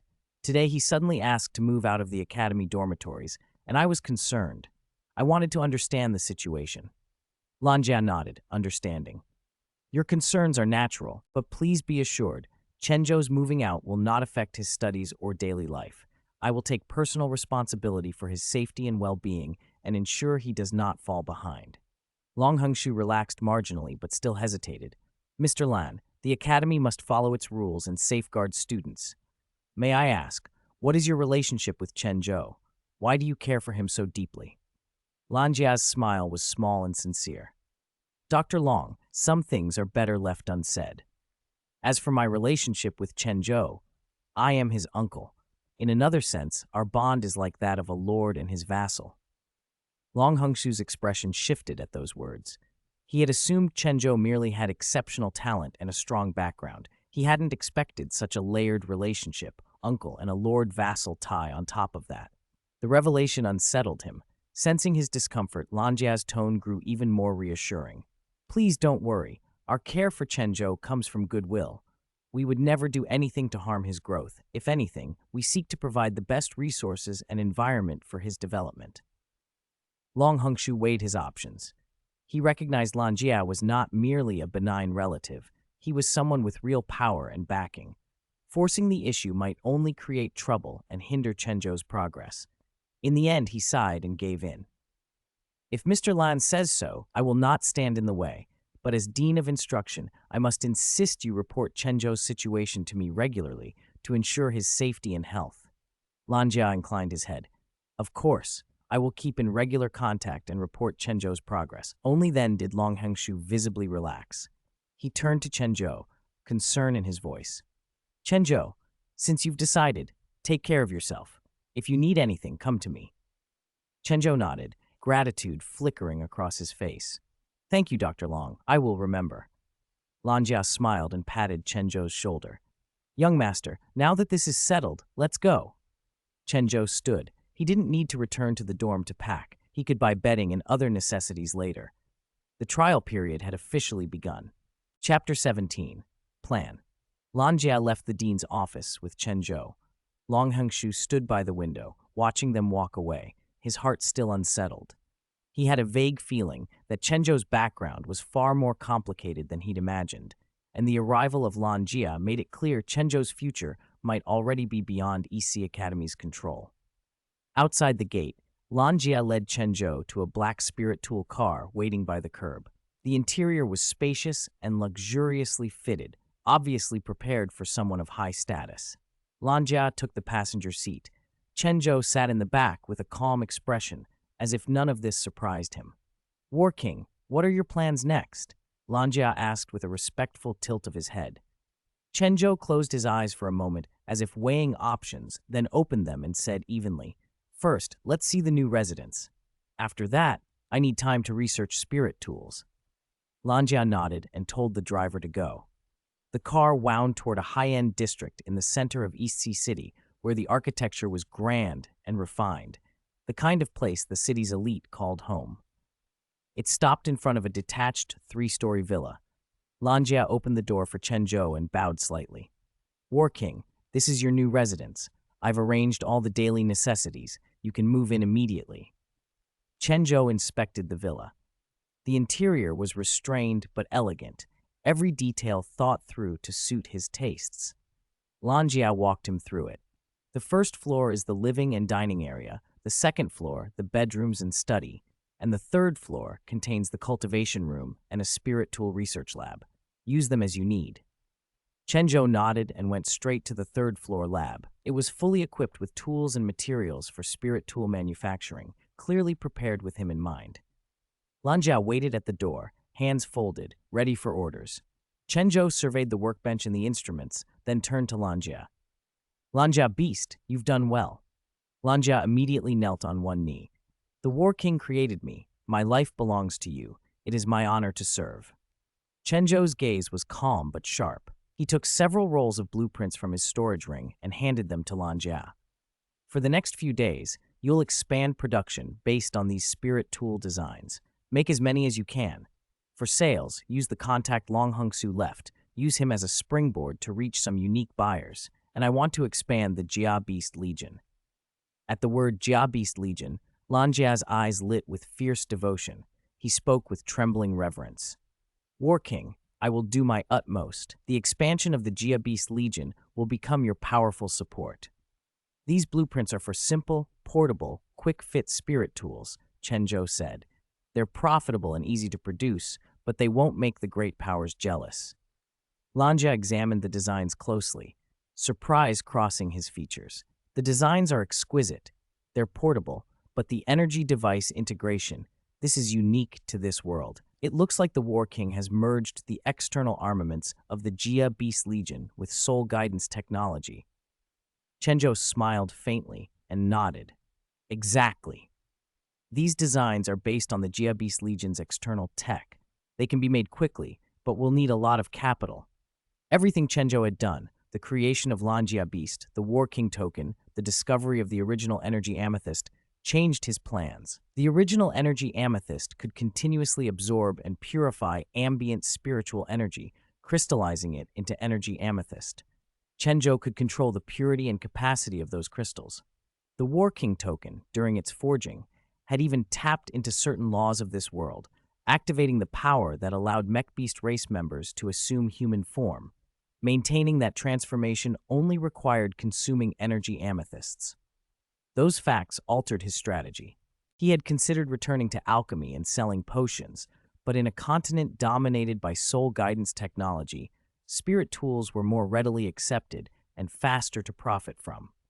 With Mecha Beast as a combat-capable assistant and the War King Token's Mecha Beast tech integrated with soul guidance, Chen Zhou could produce a new kind of product: simple, portable spirit tools anyone could use, spirit masters and non-spirit masters alike. As for counterfeits, how could anyone replicate energy amethyst? It was the energy source that mattered, like barrels and bullets for a Gatling gun. If Chen Zhou controlled energy amethyst production, he controlled the market. Even the greatest powers would find it nearly impossible to create a replacement. Build a reputation with spirit tools first, then introduce alchemical potions alongside them. Both would reinforce each other. His plan took shape, not merely amassing wealth, but rebuilding the Mecha Beast Legion and, ultimately, re-establishing his influence across the Douluo continent. Mecha Beast. Chen Zhou's voice sharpened. Mecha raised his head, expression still respectful. War King, any further instructions? Chen Zhou looked out through the lab window toward the distant city horizon. You will officially appear in East Sea City as Mecha. Manage production and sales of these spirit tools, but also gather intelligence, quietly. Focus on the major forces inside East Sea City. Mecha did not hesitate. Understood. I will map the distribution of power here and pave the way for the War King's plan. Chen Zhou was satisfied with the swift response. He drew 2 purple crystals from his storage ring and handed one to Mecha. Take this energy amethyst. Use it for trade or bargaining when needed. Our aim is to infiltrate quietly, not draw the attention of the major players. He handed the other crystal to Mecha as well. This one is pure. Use it to break through your level as soon as possible. Your strength is important. Mecha felt the purity of the second crystal at once, far superior to the first. His worship of Chen Zhou deepened. He understood the crystal's value.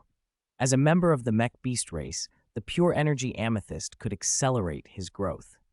He stowed it carefully and bowed with solemnity.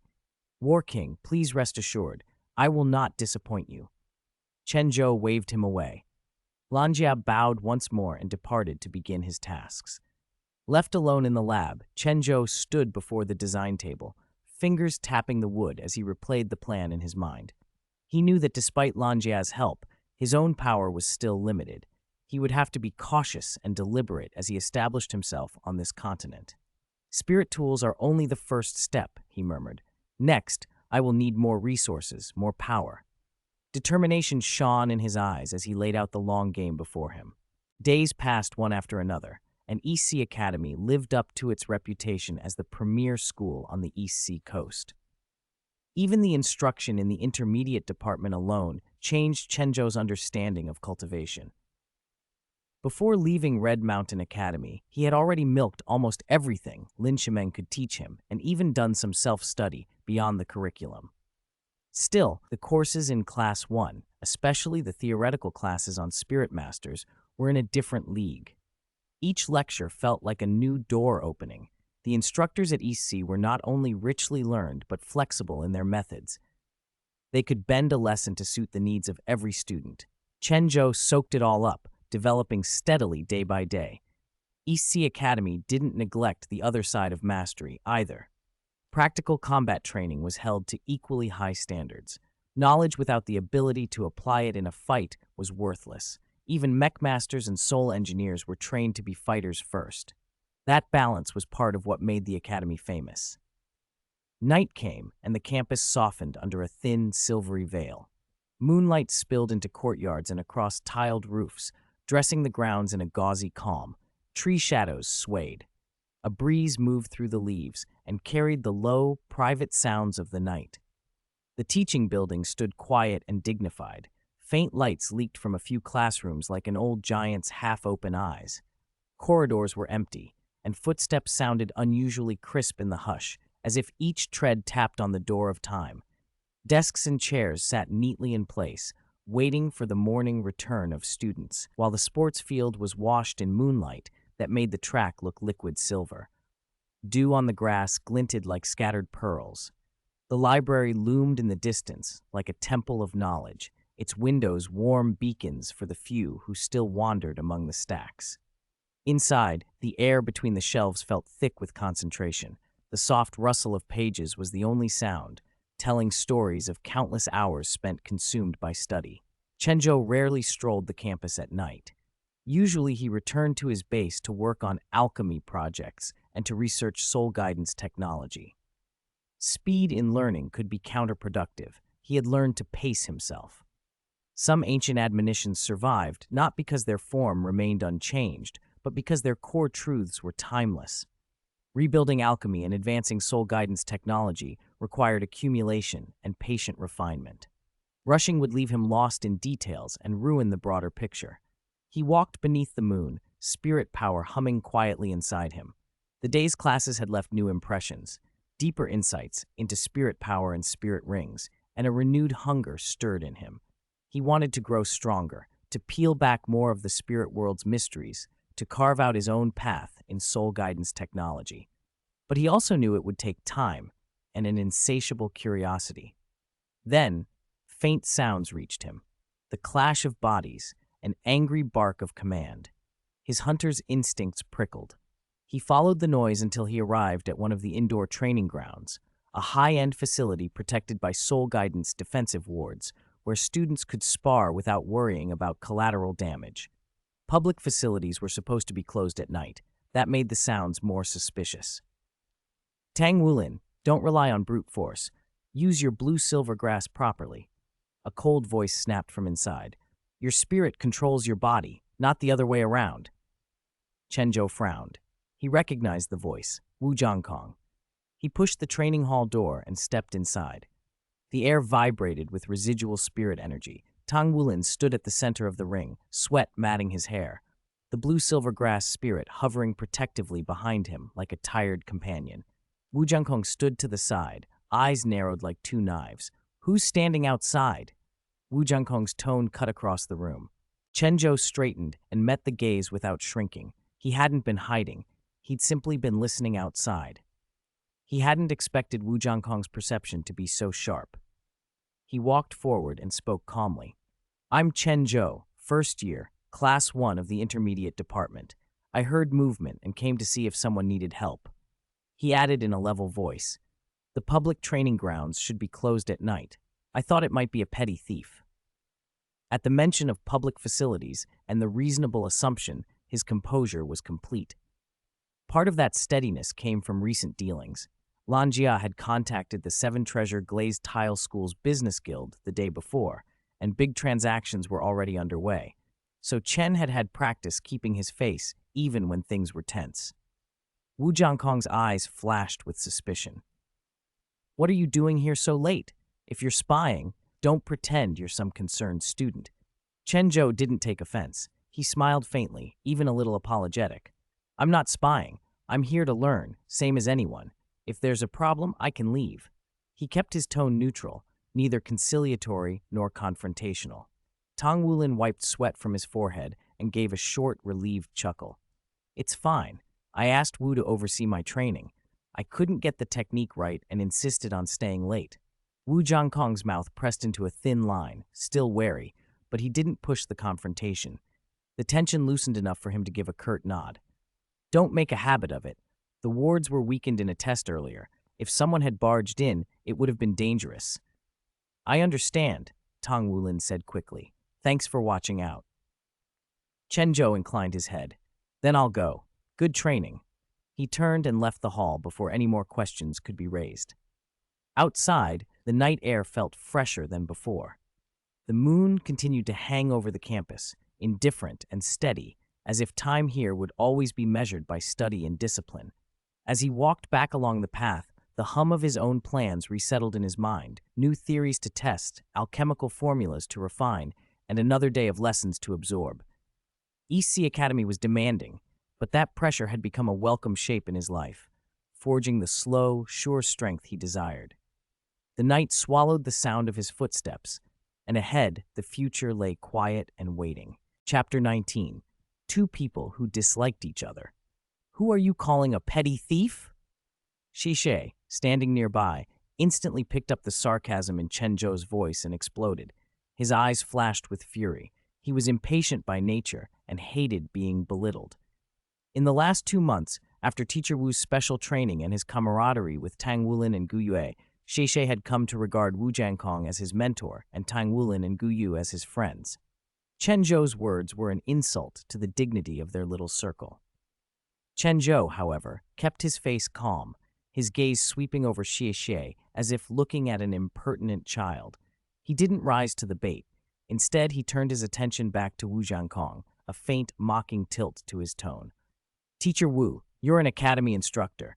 You should be more familiar with the academy's rules than anyone. Using public facilities for private training at night doesn't exactly sound above board. Wu Jiankong's brows tightened and a cold light flashed across his eyes. He didn't immediately answer. He studied the newcomer as if sizing him up. After a moment, he spoke, his voice icy. Chen Zhou, is it? If you know I'm a teacher, then you should know I have the authority to arrange special training when students need it. Academy rules are not for you to question. He could have said he'd already applied for and received permission from the academy to use the indoor training ground. But why dignify a student's suspicion with an explanation? Chen Zhou's lips curved into a slight, meaningful smile. He wasn't cowed by Wu Jiankong's posture. Teacher Wu, teachers do have that right. I'm simply curious why this special training happens so late at night. Day sessions not enough, or is there some other reason you don't want it seen? The air in the training hall went taut. Gu Yue and Shishe fixed Chen Zhou with hostile, watchful stares. Tang Wulin's expression grew conflicted. He opened his mouth several times as if to intervene, but didn't know how. The temperature in the room seemed to drop as Wu Jiankong's face hardened. Are you questioning me? Wu asked. His voice was low, authoritative. Chen Zhou met it without flinching. Whether I'm questioning you isn't the point. I only trust what I see. If something seems off, I'll report it to my superiors. That's a student's duty. Chen Zhou had done this kind of verbal sparring countless times in the Supreme Hall when resources were at stake. He knew how to push and when to withdraw. Wu Jiankong suppressed a flash of anger. He couldn't afford to lose his composure in front of his students. The indoor training room was approved by Director Long Hengshu after my application. If you have doubts, you can ask Director Long. His tone was still cold, but edged with impatience. He wanted the matter closed. Chen Zhou gave a small nod. I will, Teacher Wu.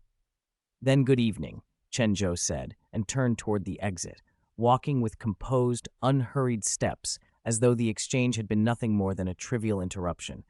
But just as he reached the doorway, Wu Jiankong's voice cut after him, chill and deliberate. I hear you're a top student in Class 1. I wonder if your practical combat is as strong as your theory. Chen Zhou's steps slowed, but he didn't turn.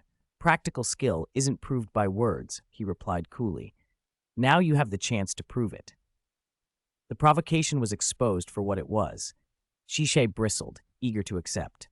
Gu Yue stood still, watching the newcomer with sharp curiosity. Chen Zhou's dismissal was almost contemptuous. Them? No thanks. He kept walking, indifferent. He had no desire to duel over an insult. His time was valuable. But Wu Jiankong wasn't done. Shishe, go. All right, I've been wanting to teach this guy a lesson. Shishe couldn't hold back. At his mentor's command, he shot forward like an arrow. His speed was ferocious. In a heartbeat, he was at Chen Zhou's back. Shishe, wait! Tang Wulin shouted, moving to intervene. As fellow townsman from Red Mountain Academy in Aolai City, he couldn't stand to see a needless fight. But Shishi's spirit, Light Dragon Dagger and Shadow Dragon Dagger, favored agility and sneak attacks. He specialized in close-range, high-speed strikes. He struck from the shadows precisely because that was his advantage. Chen Zhou, however, seemed to expect it. He shifted his footing the slightest fraction of an instant before Shishi struck, and the Shadow Dragon Dagger merely grazed his sleeve, not quite touching cloth. Chen Zhou's evasion was casual, almost effortless, every motion controlled, precise. Good speed, Chen Zhou said without turning, voice level, a hint of mockery under the calm. Not enough. Shai's face went dark. Speed had always been his pride. Among his peers, he had rarely met anyone who could so casually evade him. The failure stung. "You," he hissed, anger flaring, and lunged again, altering his stance and accelerating into a fiercer assault. 2 months under Wu Zhangkong's special training had sharpened Xie practical combat by leaps. He was far ahead of many of his peers. Yet faced with Chen Zhou's composed control, he still fell short, just a bit. Chapter 20. Lofty and disgusted, Chen Zhou, in a good mood, watched Xie's non-stop attacks with a smile and moved left and right with calm mockery. "Your backhand is weak, your forehand is sloppy, your footwork is loose, and your reactions are slow. Not a single move is decent. All you can do is shout, 'Do you really think you can teach me a lesson?'" As the saying went, if others didn't provoke him, he wouldn't pick a fight. Chen Zhou's words were a retort to Wu Zhangkong's earlier arrogance, but normally he would have stopped there. Xie's assault was different. It was an actual attack. Chen Zhou wouldn't be polite in return. Every taunt cut like a blade, pricking at Xie's pride until his face darkened and his strikes grew frantic. The Light Dragon Dagger and Shadow Dragon Dagger flashed coldly through the air, but Chen Zhou avoided them with ease. His movements looked casual, but contained an uncanny precision, as if he were in complete control. "Enough!" Wu Zhangkong's voice cut through the noise like authority itself. His gaze fell ice-cold on the two fighters, especially Chen Zhou. He had only meant to test Chen Zhou's strength. He hadn't expected Chen Zhou to react with such cool disdain. That displeased him, and at the same time, it made him more curious about Chen Zhou's ability. At Wu Zhangkong's command, Xie halted, chest heaving with lingering anger.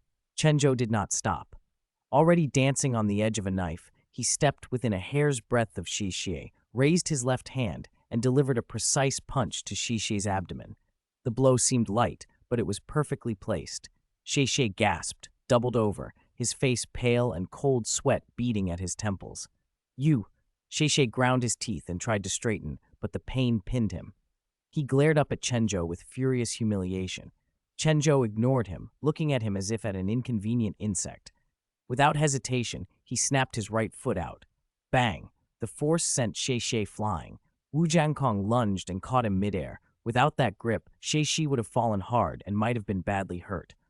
Wu Zhangkong's face went grim. He stared at Chen Zhou with cold warning in his eyes. "Xie!"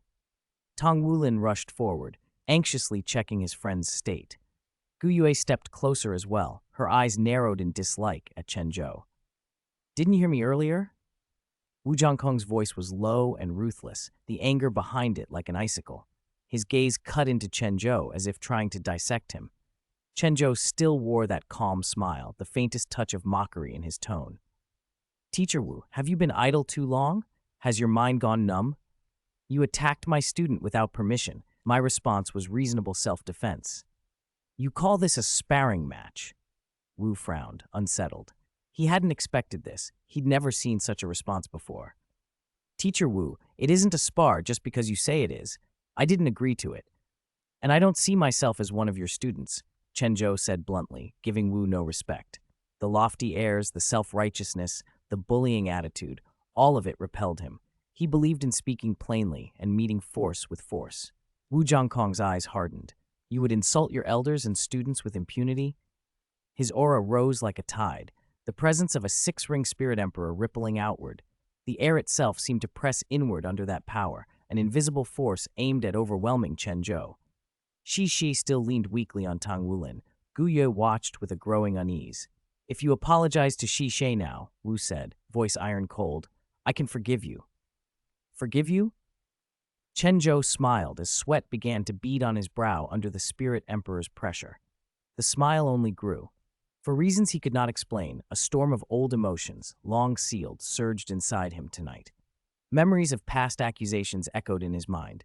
"You must not research this. Resurrecting the dead is the gravest taboo. All you do is desecrate corpses. You defy the heavens. Life and death are fate. You cannot change them. Alchemy is an evil path. Who do you think you are? A god? A blasphemer against the heavenly Tao. Expel him from the Supreme Hall. Forbid him from entering any of its areas."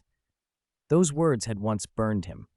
Hundreds of years had passed since then, and much of that hatred had faded. Otherwise, he wouldn't have sealed his emotions and sought the great Tao of truth. Still, The attitudes that spawned such condemnations left a bad taste. Lanja! Here, sir! In an instant, a middle-aged man appeared behind Chen Zhou, standing respectfully but watching Wu Jiankong with a cold, piercing stare.